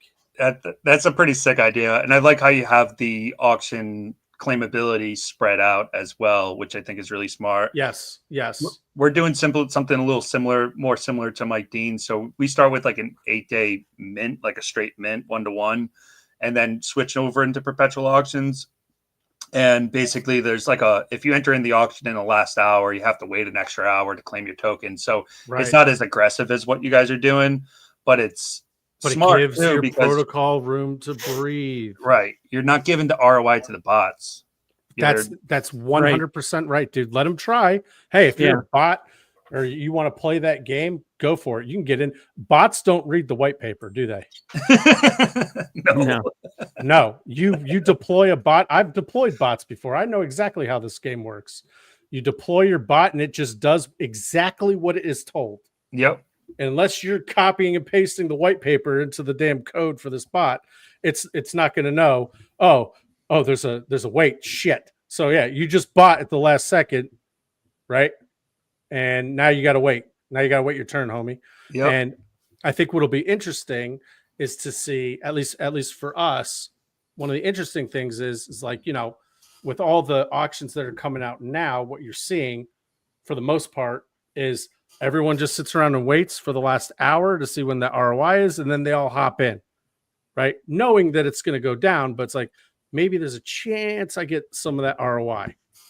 Well, for us, it's going to be interesting to see if the participation is loaded on the front end, on the front half of the day, because, now people are going to know, I can't wait that last hour. And do you want to wait that last hour? That's the other thing. Do you want to wait that last hour to get into that auction, knowing that you're not going to be able to claim it in 12 hours? Yeah, it just enhances the game theory just that much, And again, it gives, if there is an ROI to be made there, it gives it to the user, which I think is important, right? Right. I mean, everybody's entitled to make money, by however means necessary when they're interacting with the protocol. So if they figured out something that works, keep doing it. Right. But give them multiple options to win, as opposed to, and again, with Tink, bro, 100% degen as much as you want with that, get in last second, go ahead, do whatever you want to do. But the option is there for you to do that. If that's the game you want to play, you want to try to do the nuke and compound back in game. We've seen success with that. With some other protocols. I think Volt for the first couple days Volt was out. That worked until it didn't, right? Until it just went up real quick. Yeah, man. People were like, "Oh, dude." Yeah, I think I did like a 9x in like 9 or 10 days with Volt, dude. Yeah, I did. Wow. It was something silly. I did a 10x against TitanX, and I think it was almost a 20 or 25x against USD. I got my entries in real nice on Volt. I was pumped on that. Bro, I think it was what was it? First or second day was 93% ROI. I forget what day, or was that Viper? That might be Viper that I'm thinking of. But one of them, I think it was Viper. It was like day 1 or day 2. I forget which one it was. Had a 93% ROI. Wow. Yeah. I didn't know, because I don't look to sell anyway. I don't care what the ROI is, because you go in with the assumption that it's going to be 0. That's the assumption. Yeah. And the idea if you go in with the assumption that it's going to be 0, that way you don't get all poo-pooey when you're like, oh, I didn't get 500% ROI like it said on the DAP when I went in at that second, at that time, at that day. Well, of course not. Right. Well, you know how it is, Ted. There's going to be people that are going to be like, oh, this is the worst thing ever. I hate auctions, blah, blah, blah. I'm like, okay, dude, would you rather mine for 240 days again? Is that what you want to do? Yeah, sure. Right. We're in the bull run, boys. It's coming. It's here. Get your shit and let's go. Let's get it. Yeah, auctions are amazing too. The way that they work, and being able to distribute the supply as fairly as possible. I mean, when I'm looking at an auction, I'm looking more at the participation than anything, right? So on getting in on low participation days, that's when you get the most supply. Oh, Flux, Blaze, yeah, Flux. It's huge, Flux, yeah. You got Inferno when Inferno was doing its thing. Oh, Inferno was an interesting one too. I did really well compound in that, and yep. It was an interesting element just having the weekly mint. I mean, nobody had ever really done that. I've never seen a protocol do that. I don't know if you guys remember. Well, you guys definitely remember King X. They were talking about doing that. That was a big. Do you guys remember that? I remember hearing the name. They rebranded King to X. Eros, right? Yeah, dude. Oh, is that one? Okay. Yeah, I think I remember hearing about it, but I was so basic in TitanX. Like I didn't like do streams. I wasn't a very loud Look voice. at you now. Yeah, dude. I was running the show.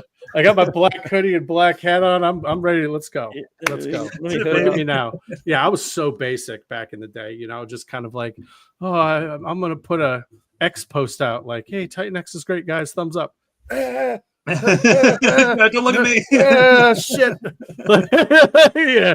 You get some pulse chain guy. It's like, you suck. Like, oh. I'm don't hate me. I'm totally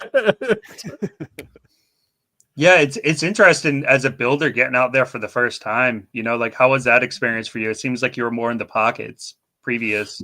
Yeah. So what really helped was that we got our start with Titans of LP. Yes. And I forget who it was. You already had a fan club. We had a decent fan club, but I think it was Jake or maybe Rain Man. The Blaze guys. The Blaze guys. Rain Man, Rain Man, Utah, Allie Kane, and Bad Sports. Those guys really were the ones that put us on the map. We owe a lot to those guys because early on, back before Inferno came out, these guys were like, hey, you know, I want to give a shout out to the Titans of LP. These guys have a pretty cool channel where they teach for free. They're teaching how to do liquidity in TitanX, right?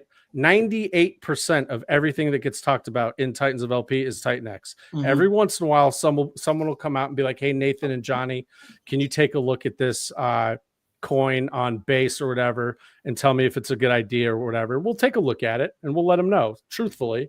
Like, is that something that I would put money into? But that's like, we'll get like one of those every 3 or 4 weeks. We'll get someone that asks that.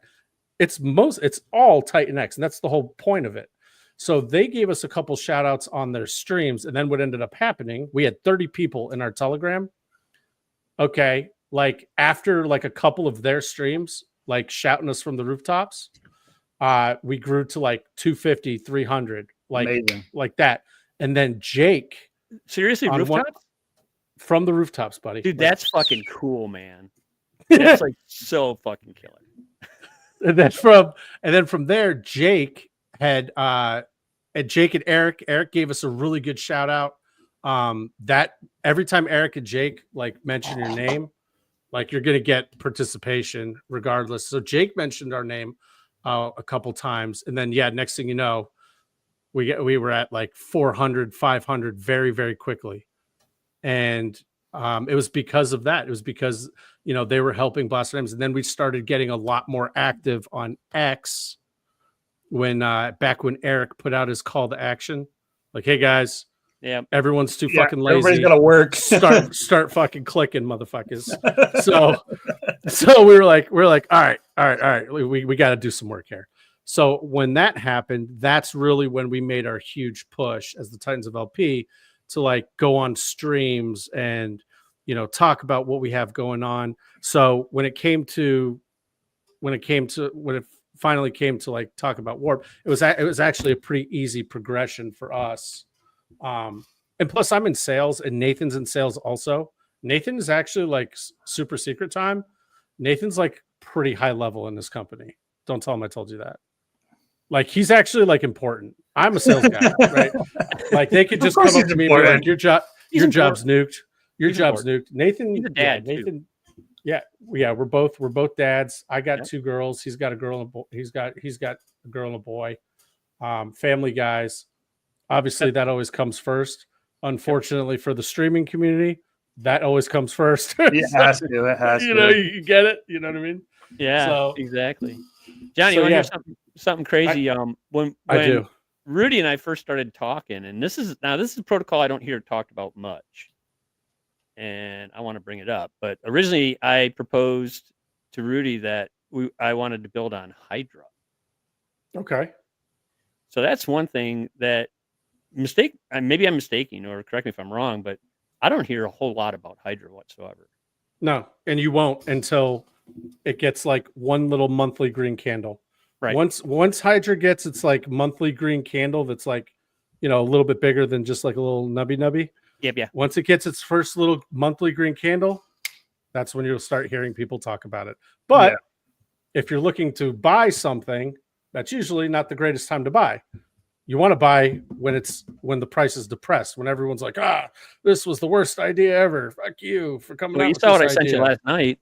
Oh yeah. Yeah, it'll happen. Hydra jumped. Who nuked that? Who nuked that 88-day miner? You know what I mean? Yeah, that hurt. Right. Yeah. So it's like, you know, we've already seen this happen. We've already seen, like, the game has it's been written on the wall. Now, you just gotta wait. This is the hardest part for most people. Yeah, is just sitting on their hands, not getting emotional because maybe Pulse Chain or maybe there's something stupid on Base or Solana that's going up. Yep. You can't have like candle envy in this game. You will not make it. And I kind of wanted to bring that up because a lot of people just recently claimed their 88-day miner, me being one of them. You know. Oh, I claimed it. Yeah. Yeah. And so on. And so it's like, you know, it's like, okay. But, you know, it's just, I just wanted to bring that up because, you know, it's not exactly something that you look at and you have a big smile on your face right now, but in time, yes, definitely. And I just wanted to, I guess, present a reminder to let people know that, you know, if you did claim an 88-day miner and it wasn't the greatest and you're looking at the chart, you know, it's not exactly something to be super excited about, but patience is the key. But you're up 40% today than you were the day you claimed it. Exactly. If you held it. If you held it. Yeah, exactly. If you didn't let us hand it, that's fine. And that's fine. If you want to, Well, for 88 days and then just let us hand it. Yeah. And then one day later, 40% up. You're like, yeah, fuck.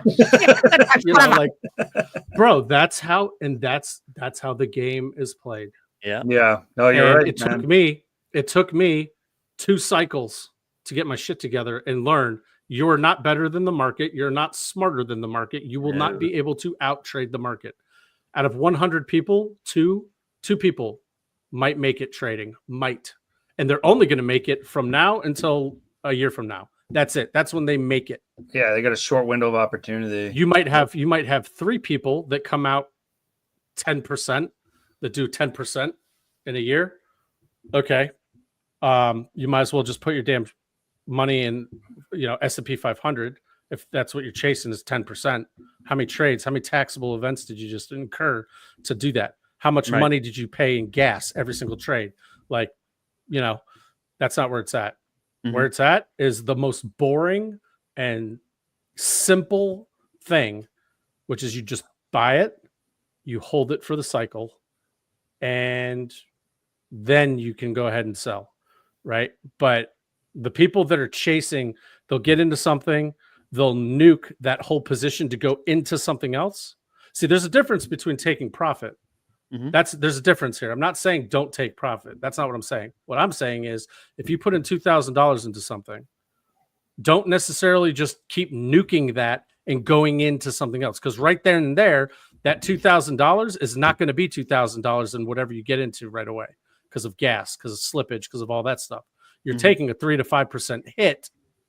3 to 5% every single trade you do, whether you realize it or not, because there's gas plus slippage. I think we've all been victims of overtrading. Oh, 100%. Absolutely. It took me, like I said, it took me almost 8 years to figure out, like, hey, you're not that guy.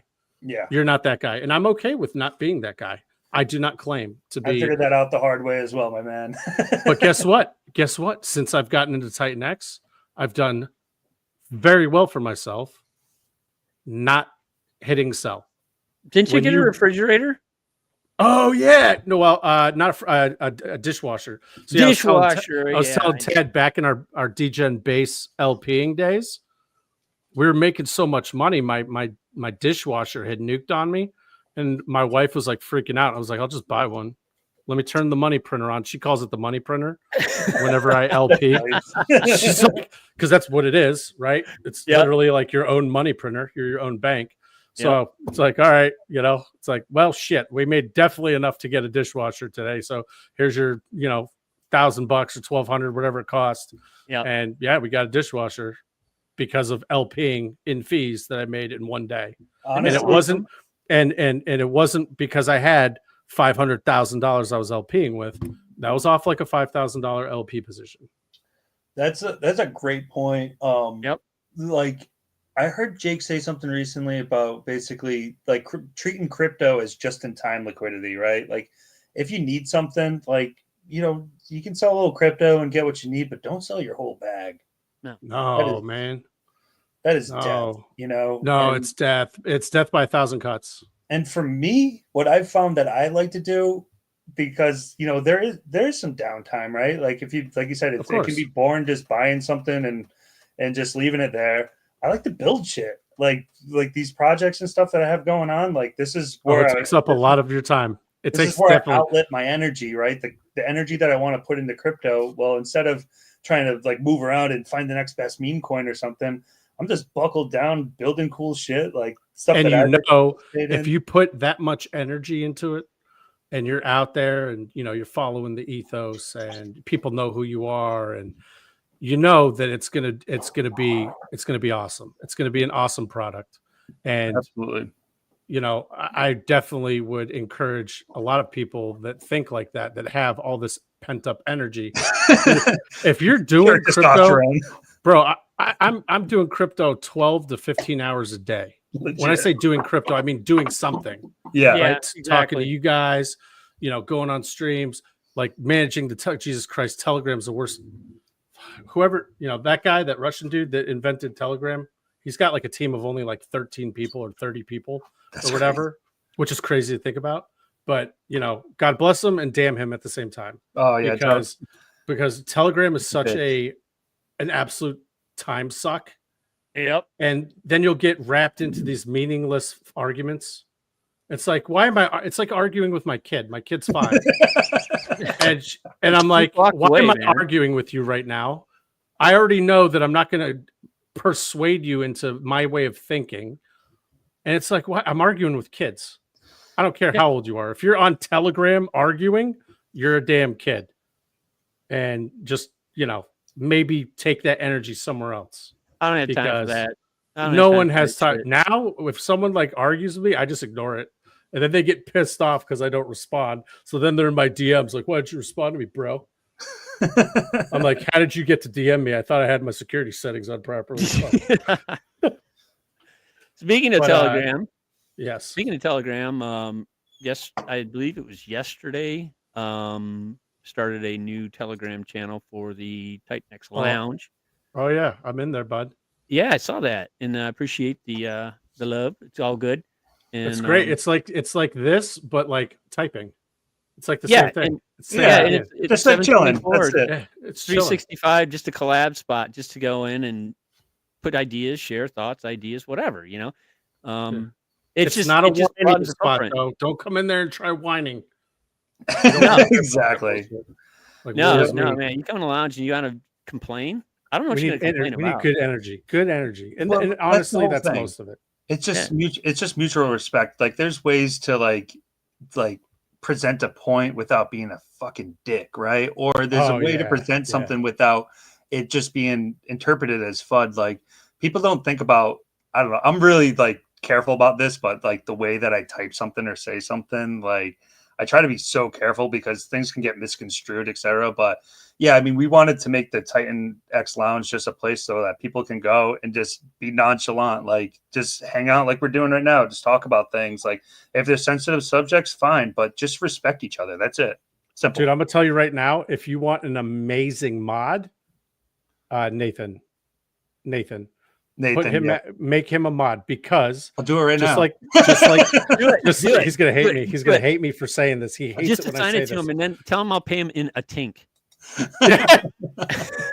Dude, I'm gonna tell you right now, this guy has the patience literally of a monk, and his name is Mindless Monk on Telegram at Mindless Monk. Oh yeah, but he is the exact opposite of me. So we're like yin and yang. So me, that's a good thing though. I'm an awful mod. I don't want to say I'm awful. I just don't have time for the bullshit, and I don't care to hear your side of the story. If you come in like hyper aggressive, if you're coming in aggressive, like someone came in, I'm a mod in Vault. I think it's the only channel I'm a mod in, right? Someone came in there a couple weeks ago, and I don't even know if Steve saw this. I hope he didn't, because it was very, very aggressive, and I wouldn't want to see that. Someone coming at me like this, but someone came in there and said something like along the lines of, "You better watch yourself because a lot of people put a lot of money in this protocol." If you come in to any channel that I'm a mod in, well, I'm only a mod in Vault, so stay the fuck away from Vault if you're going to talk like that. Because I was just like, ban. And what ends up happening? Let's remind everybody: if you get banned in the Vault chat, that means you get banned in the Viper chat, you get banned in the Turbo chat. Anything that Steve does, you're banned in, because he has one chat. So you better watch what you say. You could make a point without having to be aggressive. And then the very next thing I said was, does anyone else have anything cute to say? Bro, no one talked for like half an hour. No one said shit for half an hour. That's good. Hey, you know what? Like nothing, not even like hello. Like there was like no talking for 30 minutes. And it was set like the bar there like, for, collect your thoughts and just understand. I don't care. I don't care if you're whiny and you want to get back in and don't come asking me to bring you back. If I ban you, I'm not bringing you back. Someone else might be able to, but it's not going to be me. And I very rarely have to ban people, right? I think I've banned 3 people in my whole life. But Nathan, holy shit, this guy is like a psychiatrist. He'll be like, tell me how that makes you feel. Dude, and by the end, he will turn you into an absolute homer of whatever you're complaining about. He will turn you around, and you will be like, the next thing you know is this guy is the one championing, like it happened in Hyper, TitanX, like all the ones that he's a mod in. If you look at some of the guys that are like all about it now, they started off by being extreme FUD. And then Nathan just has a way of like calming you down, and without like getting arguing or defensive. Not me, dude. I'll put the gloves on and I'll smack you in the face. I don't give a shit. Dude, dude, that's so good. So if anyone's looking for that kind of a mod, I'm your guy. I don't give the bad hammer.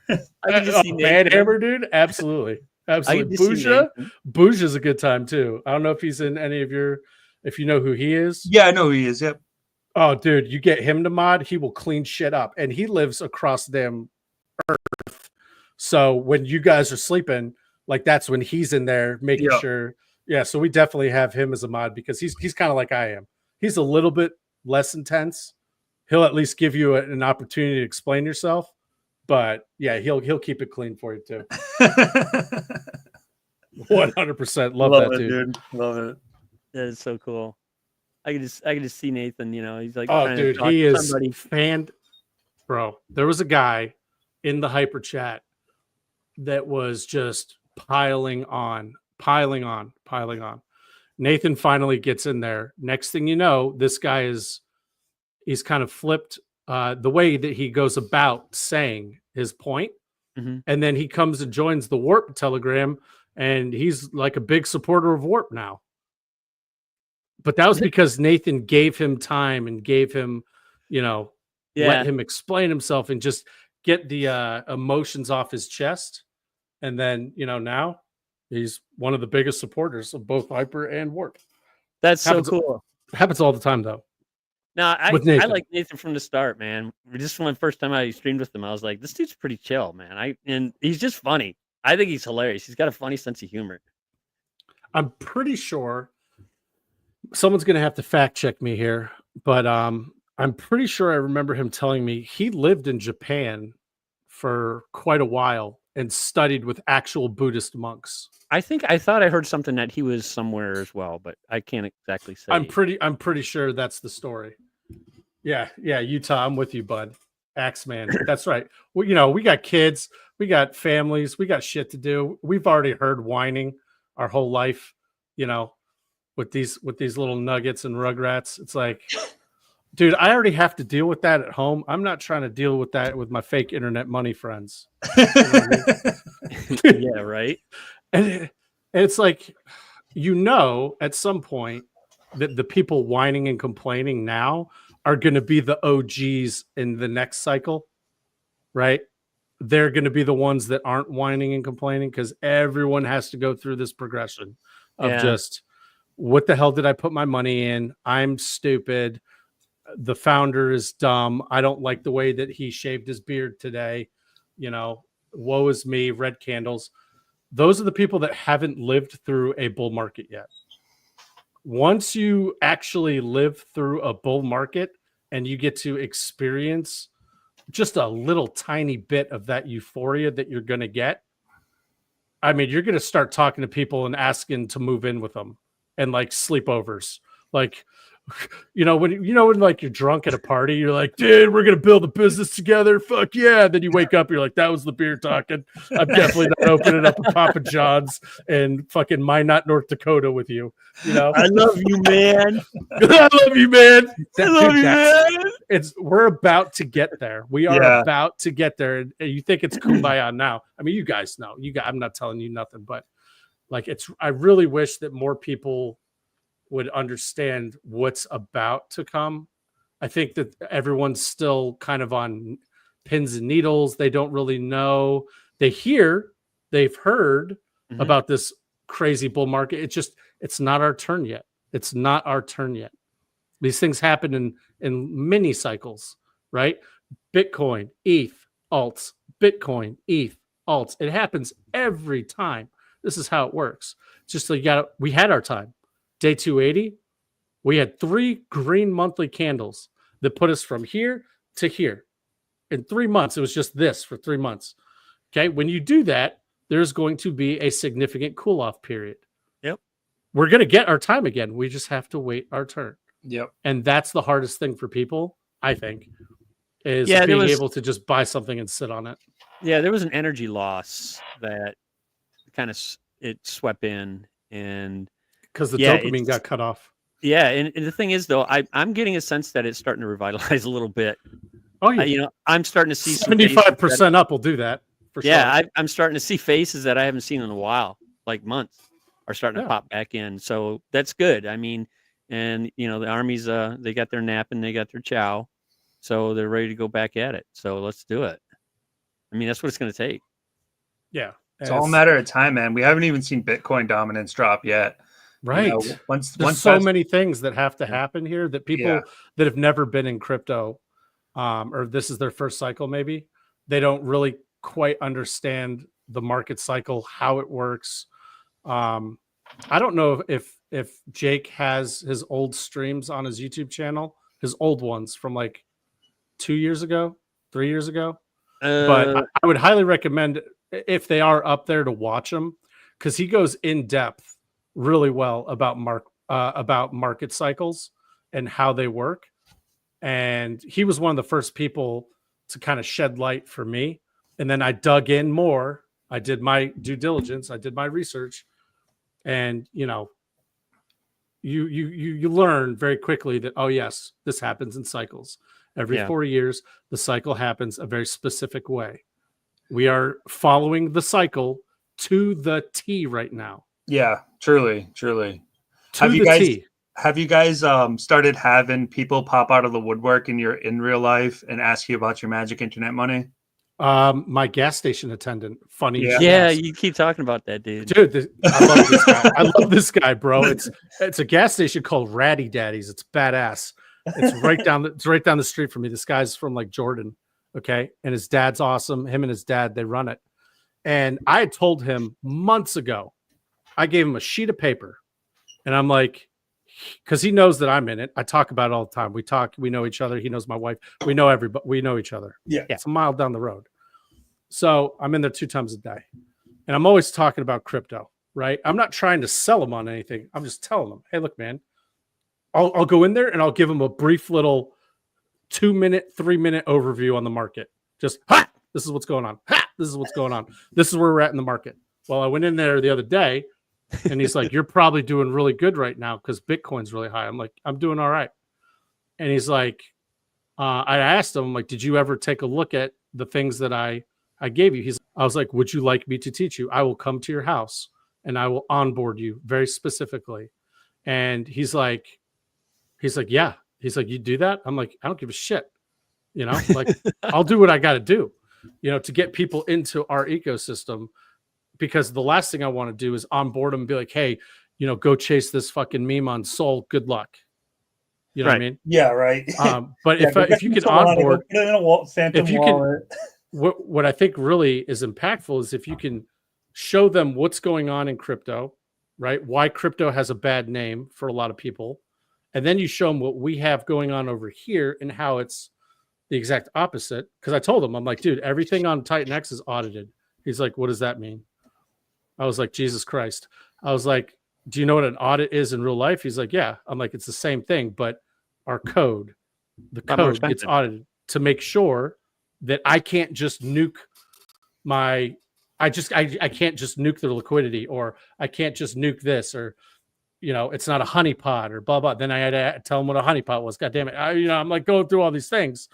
And, but yeah, I'm getting a lot of people. I got people from my work that are no coiners that'll just see that Bitcoin's up. They automatically assume because I say the word crypto that I mean Bitcoin. I had someone ask me about XRP. Yeah, me too. And I was like, look, dude, I was like, these poor fuckers, they had 8 years of nothing. So if anyone deserves a pump, it's those motherfuckers over there. Yeah, because they've been sitting for 8 years. 8 years. Everyone's like, oh, XRP's pumping, but we're not. Okay, motherfucker. You're going to hold on to TitanX for 8 years at the depths of hell? Are you willing to do that to get the pump that they got? Probably deserve not. it. They deserve it. Yeah, they deserve their time. Like, God bless them. And I'm glad it is, because guess what? If anything pumps, it's good for us because it puts more eyes onto crypto. Yep. You know, so it's all onboarding, you know, it's all what about you? Are you guys hearing a lot of stuff like, hey, what's this crypto shit about? Yeah, my favorite call was from my friend the other day. He was always about, basically, I've been talking to him about crypto for years. I mean, we've been friends for over 20 years. And, you know, he was always like, oh, no, it's like fake money, blah, blah, blah, blah, blah. Well, now Trump endorses crypto, and he's a big Trump guy. And he calls me up when Trump got elected, and he's like, yeah, I kind of see where you're going with that crypto stuff, blah, blah, blah. Like, you know, how's it going? It's going well. Pretty fucking good. Pretty good. Pretty good. I ain't got time to talk right now, so yeah. I'm aping into TitanX. And then like a month goes by, and he calls me. He's like, "Hey, you know, I'm coming across some money." He's like, "Is there anything that I can get into that's easy to get into and that I can make money at?" I'm like, "Bro," I was like, "If you want to try to make money in crypto, you have to be willing to, number one, do the research, and number two, you have to really believe in what you're putting your money into. Right? Like, you have to like understand these things inside and out. Like, if it's a meme, well, that's a different story, you know. Like, but you still have to believe in the meme, right? You have to look at that picture of the cat or whatever the fuck it is, and be like, yeah, that thing's worth $1 billion. But at the end of the day, the most important thing that I was trying to drive home for him, I was like, bro, I've been doing this for years. And there's no easy way. I'll tell you right now, there's no easy way to make it. Like, TitanX is a nice outlet because, you know, again, we have a lot of really great builders, audited code, etc.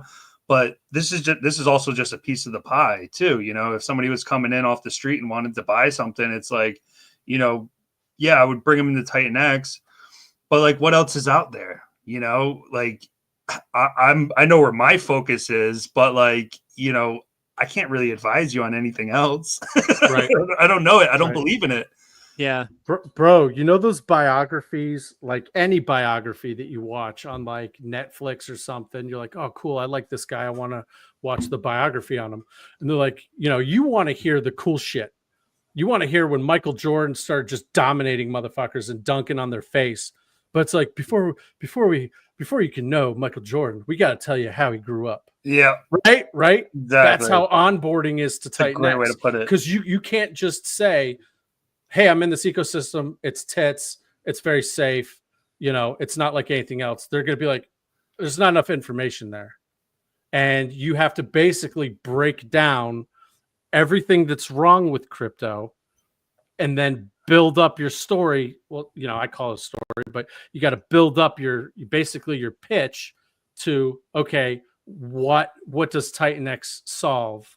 What problems does TitanX solve that have been an issue with all the news stories that you're hearing about, like the fucking Hawk Tua girl rugging in 6 minutes. That was a masterclass. Fucking let's go. That was well insane. Done. If you didn't see that one coming, I don't have anything. I got nothing for you. My dad called me about that. And he's like, did you hear about this rug pull from that Hawk Tua girl? I was like, oh yeah. We all know about Hawk Tua girl. And he just was laughing. He's like, why does someone put money into something like that? I'm like, I don't know. You're using way too much brain power right now for crypto, bro. Like half these guys like come from like the I eat crayons and, you know, like fucking I lick windows.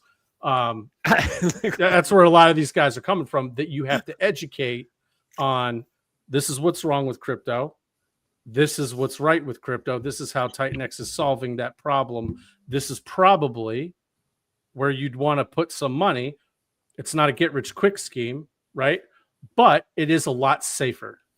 It's a lot safer place to park your money as opposed to, let me just figure this shit out over here. Yeah. So I think that's going to be the most powerful way.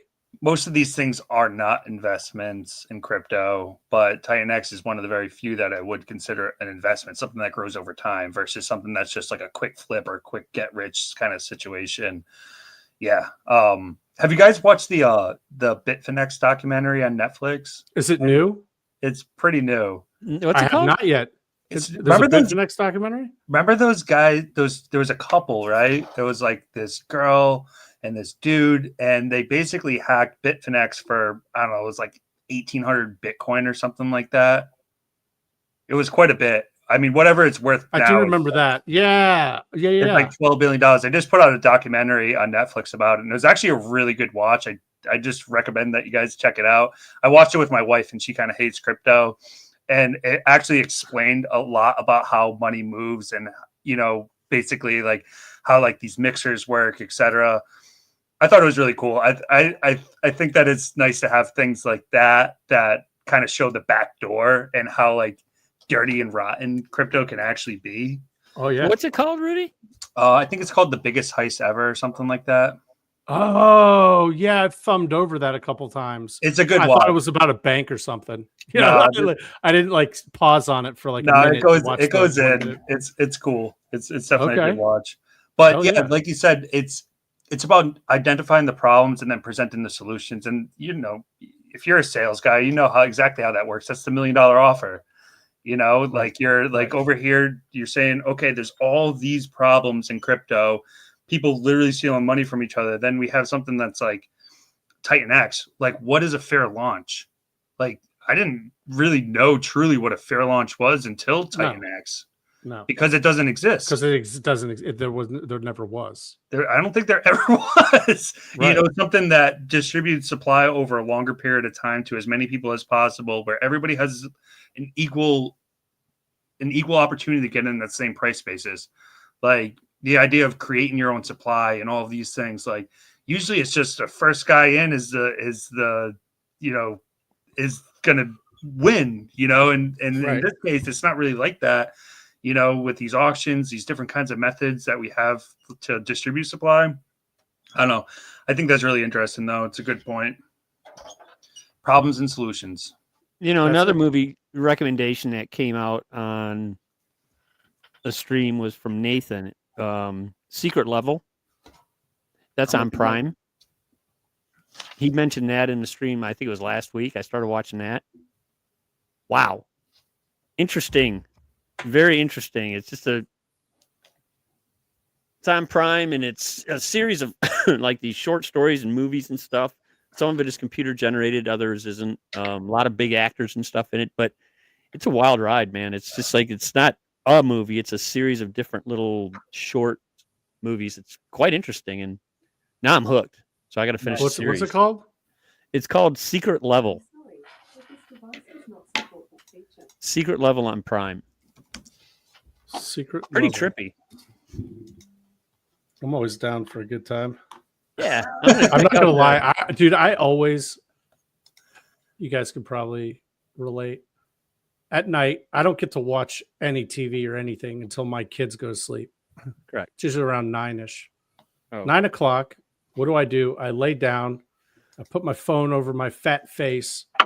And I'm like, Dad, what's going on? Telegram. And then next thing I know, it's 12 o'clock. Yeah.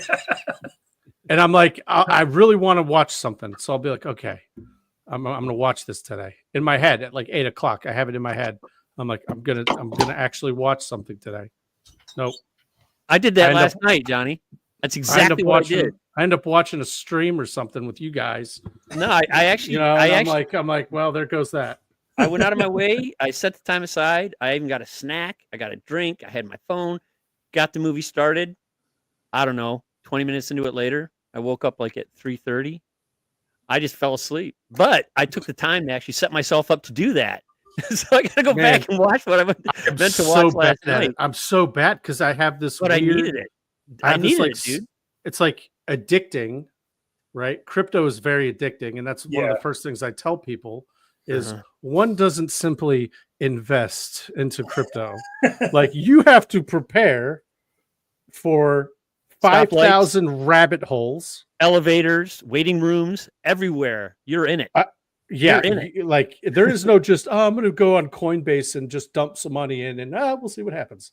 That's not how crypto works. For some people it is, but for all the people that are really, really good and do really, really well in crypto, man, I can't think of how many hours and days I've put into this, doing due diligence, doing market research, doing streams, building a protocol, managing Telegram. I mean, the amount of time and effort that it takes to like fully grasp, because DeFi is crypto is one thing.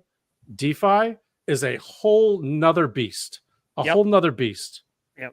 Because 90%, no, higher, 99% of the people I come across are, I got a great story for you guys. 99% of the people I come across are just like, what do I got to do? Open up a Coinbase or Robinhood account and buy this? And like, sure, dude, fucking go for it. I don't have time, bro. I don't have 3 years to explain how DeFi works. And bridges, like, holy shit. When I had to use a bridge for the first time, I almost pissed myself because I was like, where's this going? Yeah. It's getting nuked on here and then getting it gets magically appears over here. Like, how does that work? How do the intricacies work there? Then you got like multi-sig wallets. That's another level. You're like, what the hell's a multi-sig wallet? Like, oh shit. Okay, what's this? Ledgers, Trezors, all this crazy stuff that people that are just like hearing the word crypto, no clue about. But that's how you know you're early, right? That's how we know we're early. Yeah. Once I start getting that flipped, and people are like, yeah, dude, I just opened up a Rabby wallet. It's badass. I can check my NFTs. I can see where I'm LPing on it. So fucking cool. That's when you're like, oh, fuck, top's in. We're done. We're done. Crypto's done. It. You're over. But I have full faith that the average user is too lazy to learn about that yet. Yeah. Until it slaps them in the face. Here's my great story for you. The other day, my wife's parents had this massive Christmas parade in their little town. I call it massive because they live in a very small town in Kentucky. But every year they do this massive Christmas parade. Well, my wife's parents had some friends visit from New York. They're my age, right? Because they were customers of my wife's mom. My wife's mom makes mascots for like the NBA and shit. Cool. Well, this couple in New York City from Manhattan, they were friends and they wanted to be in the parade. And my wife's mom, she made mascots for the parade. So they flew from New York and to be in this parade. So we had a dinner afterwards. We're at my wife's parents' house. We're sitting around the table, and I'm just getting to know these guys. It's a guy and his wife, and I'm like, what do you guys do? And they both work in finance. Surprise, surprise, because they live in Manhattan.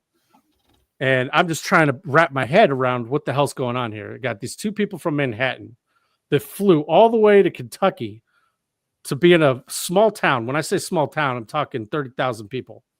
Okay. Small town parade. I was like, there's got to be more to this story. Well, anyway, we start talking. We're having some wine. The wine's flowing, right? And I'm like, okay, what do you guys do in finance specifically? Wilder. What do you guys do in finance? Well, the girl, she's in like compliance. So I'm like, man, all right, you go. Let me talk to this guy. I was like, what do you do? What do you do? And he puts his head down. He's like, I work for BlackRock. I'm like, no way, dude. Oh, shit. He's like, yeah.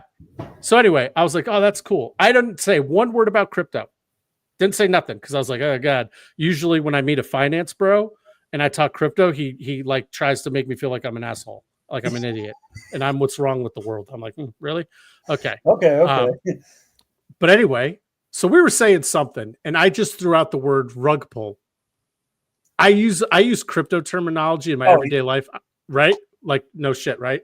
My wife hates it. She's like, why do you use it crypto speak? And I'm like, because it's funny. That's awesome. And guess what? It's like my little fishing lure I throw out. I throw out a little fishing lure.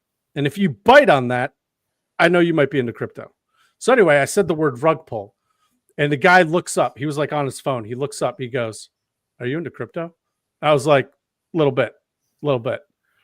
And he goes, how into crypto are you? And so I started talking. And he's like, Jesus Christ. Holy shit. Okay, so you're like a guy. You're like the guy. I'm like, I'm not the guy, but I'm one of many guys that are into crypto. Yes. What can I do for you? And so he started going nuts. He started talking all kinds of crazy shit about Solana and this and that and this. He's like, yeah, we came out with this coin. It fucking sucked. But it was kind of cool. He showed me the chart. I told him I'm coming out with something. And I was like, you want to read the white paper? He's like, sure. So I sent him the white paper. He's looking through it. He goes, God damn. He's like, Jesus, what's going on here? And I'm like, dude, this is a protocol, sir. This is not some bullshit this meme is coin. Yeah. Yeah, this isn't some bullshit meme coin. I'm like, this costs money to create. Trust me. Yeah. We're getting it audited, costs money. We have a whole community. I'm in charge of 2 telegrams. They're both like 700 people deep. He goes, holy shit. And I stop him. And I'm like, you know a lot about crypto. Like we were talking DeFi stuff, all kinds of things, liquidity. Not normal conversation with like a average person you meet on the street. And he goes, yeah, I'm really deep into it. I'm like, that's interesting. So it got me thinking. I was like, there are people out there that work for these like massive finance firms. I just thought it was very, very unique that, these guys are also super in. He's super into crypto. And when I say super, he pulls out a phone. It's the damn Solana phone. I didn't even know Solana made a phone. Yeah, the saga. He's like, you got the Solana phone? I'm like, I started laughing. I was like, bro, God bless you, dude, for being this into crypto. It's amazing. I never get to have these kind of conversations. I was like, what the fuck is a Solana phone? And so then I go and look it up. Well, you're small potatoes now. I'm like, holy shit. Yeah. Solana has a phone. They have another one coming out. It's like crazy. It's crazy. Like preload. I think it was preloaded with Bonk, if I'm not mistaken. A bunch of other coins. Like, it's basically the idea is it's kind of like its own ledger or Trezor. It's got a bunch of like security kind of around it that makes, that I guess solves the mobile problem, right? Of doing crypto on your phone. But I thought it was very unique that I never knew that Solana had a phone. It's like $500. I thought that was really unique. I was like, damn. Now, if Ethereum came out with a phone. Yeah. Now we're cooking with gas. Can you imagine? Just Titan. It would just be TitanX dApps. Like just yeah, right. Like, oh, dude. Yeah, you come out with like an Ethereum phone. I don't know. They don't have one, do they? No, definitely not. I think the big difference between Solana and Ethereum is like Solana's kind of ran like a business, like there's a ton of VC money in there, et cetera. Like they have like offices and stuff. Like in probably, I can only imagine, whereas Ethereum, I mean, look at Vitalik. He's probably every time I see this guy, I'm like, "You all right, dude? Do you need to eat or fucking get some vitamin D, bro?" Chilling, like eat some popcorn, like, look at all these poor motherfuckers. Yeah. Someone just airdropped me $1 million worth of this coin. I don't fucking want it. Done. Nuke. Bitch. What just happened? Shit. Right, yeah, bro. So funny. That is so good. Well, hey, gents, we're coming up on 3 hours. That was easy. 30. That was easy. I guess I got some work to do. Oh, yeah, shit, I take same. that back. 11:30, 12:30, 2:30, yeah. So either way, man, it's been a hell of a show. Hell of a show, Johnny. Thanks for having me on, bud. Yeah, man. Thanks for coming on. It's a pleasure to meet you too, man. I know that we've crossed paths and chats and stuff, but never on a stream. So we'll do more of these for sure. I appreciate your energy, bro. I really do. I really appreciate your energy. Thanks, man. Appreciate Johnny, you guys we need some more Rudies in the world, dude. You know what I mean? Yeah, man. Just like I don't know if you want more of me, bro. I don't think the three of us and Mo can get on a stream together because shit might get crazy. Off the wall. Like I might be taking my shirt off. Like it might just get wild, dude. Well, one of the things, push me. I like a good time, man. Yeah, right. I don't know if Mo's listening or not. If he is, I really don't care. But one of the things I've been meaning to do and put together is I want to get a lounge session, and I'm going to coordinate with some people in the community. But I think one of the things I want to do in honor of Mo is to get like a super stream in his honor put together, because he's been a real big force behind absolutely what we are and what we represent, and we all tell him how much we appreciate him and everything. But so it's like a reverse roast where we just go around the table and tell them what we're thankful for. Well, kind of, yeah, in a way, but at the same time, you sound like my wife, dude. But have a fun one. Yeah, have a fun one. Because I mean, I've had one-on-one streams with him, just like personals at night. No backdrops. Just the house and whatever, and just getting to know the guy. And he's just a really cool fucker, man. He's just cool. Oh yeah. Yeah, we got some cool people in this community for sure. Yeah, for sure. We got some funny accents too, bud. We got some fantastic. So we got like the Texas, Georgia, Southern drawl, all the way to like, across the pond. Those guys. Man, it's fantastic. Oh, Lucky Charms are magically delicious. Crypto connoisseur. Like yes. He's great. He is so cool, bro, man. He's all those guys, man. They're so fantastic, and they just sound smart when they talk. And I'm like, that's no fair, dude. No, he's a family man. You sound smarter than me just based on your accent. Yeah, he's a proud papa. No, I've told the story. I'll say it again. I think it's just hilarious. I stumbled across TitanX by finding a stream that Jake was in, and I just thought he talked funny. I was like, wow, he talks funny, Especially when he fast. Ouroboros. When he rolls his R's like Ouroboros. Yeah, it's fantastic. It's just funny. I started listening to him, and I was like, wow, this sounds pretty interesting. That's how I got hooked, man. Yeah, some dude in his accent. This guy's smart, and he has an accent. Let's dig in a little deeper. Yeah. So, hey guys, I really appreciate it, and for those who've tuned in, we peaked at about 150, 160 viewers today, in almost 3 hours, which is pretty good. Ted, the kids grow up so fast, Ted. It does. Bud. Look at it you, does, man. and I'm glad we got this to work out. I know we've been talking about it for a while, Johnny, and we'll have it again. And as I always do with all my guests, you get your own custom wallpaper. Little way of showing we appreciate you and what you're bringing to the ecosystem. In closing, everybody, please be safe, be smart, be kind, be polite, be respectful. When in doubt, back up. Just be careful. Practice smart security.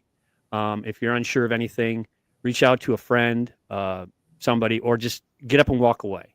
Just get up and walk away and think about it.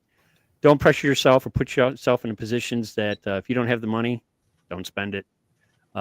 Crypto can be ugly and it can be rewarding at the same time, but unless you know when what it's you're time doing, to go all careful. in, you What's go that? all in. When it's time to go all in, you go all in.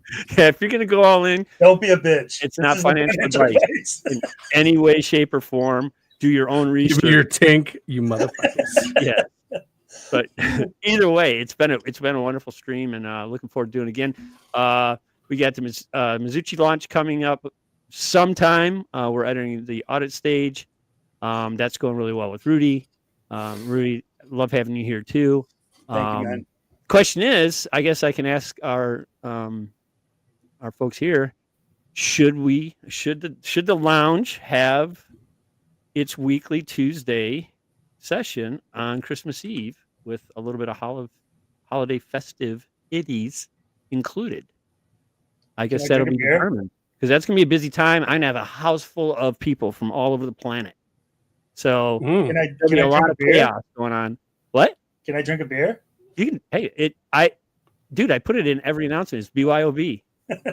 Oh, you could roast a goat. You know what I mean? Just in the background. Hold on one second. Spit. I haven't forgot about that. Yeah. Just fucking, let's go. So, what are you doing? I'm cooking a goat. Yeah.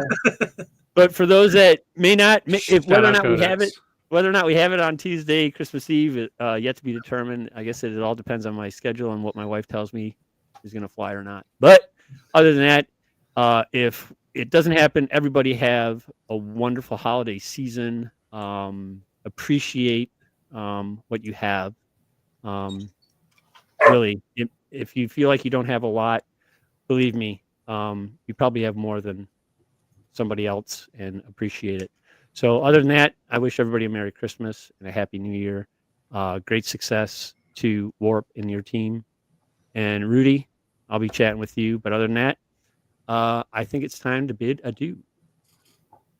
Sounds good, brothers. All right, I'm going to end it now. Everybody, be safe. Have fun. Peace out. Later. Peace out.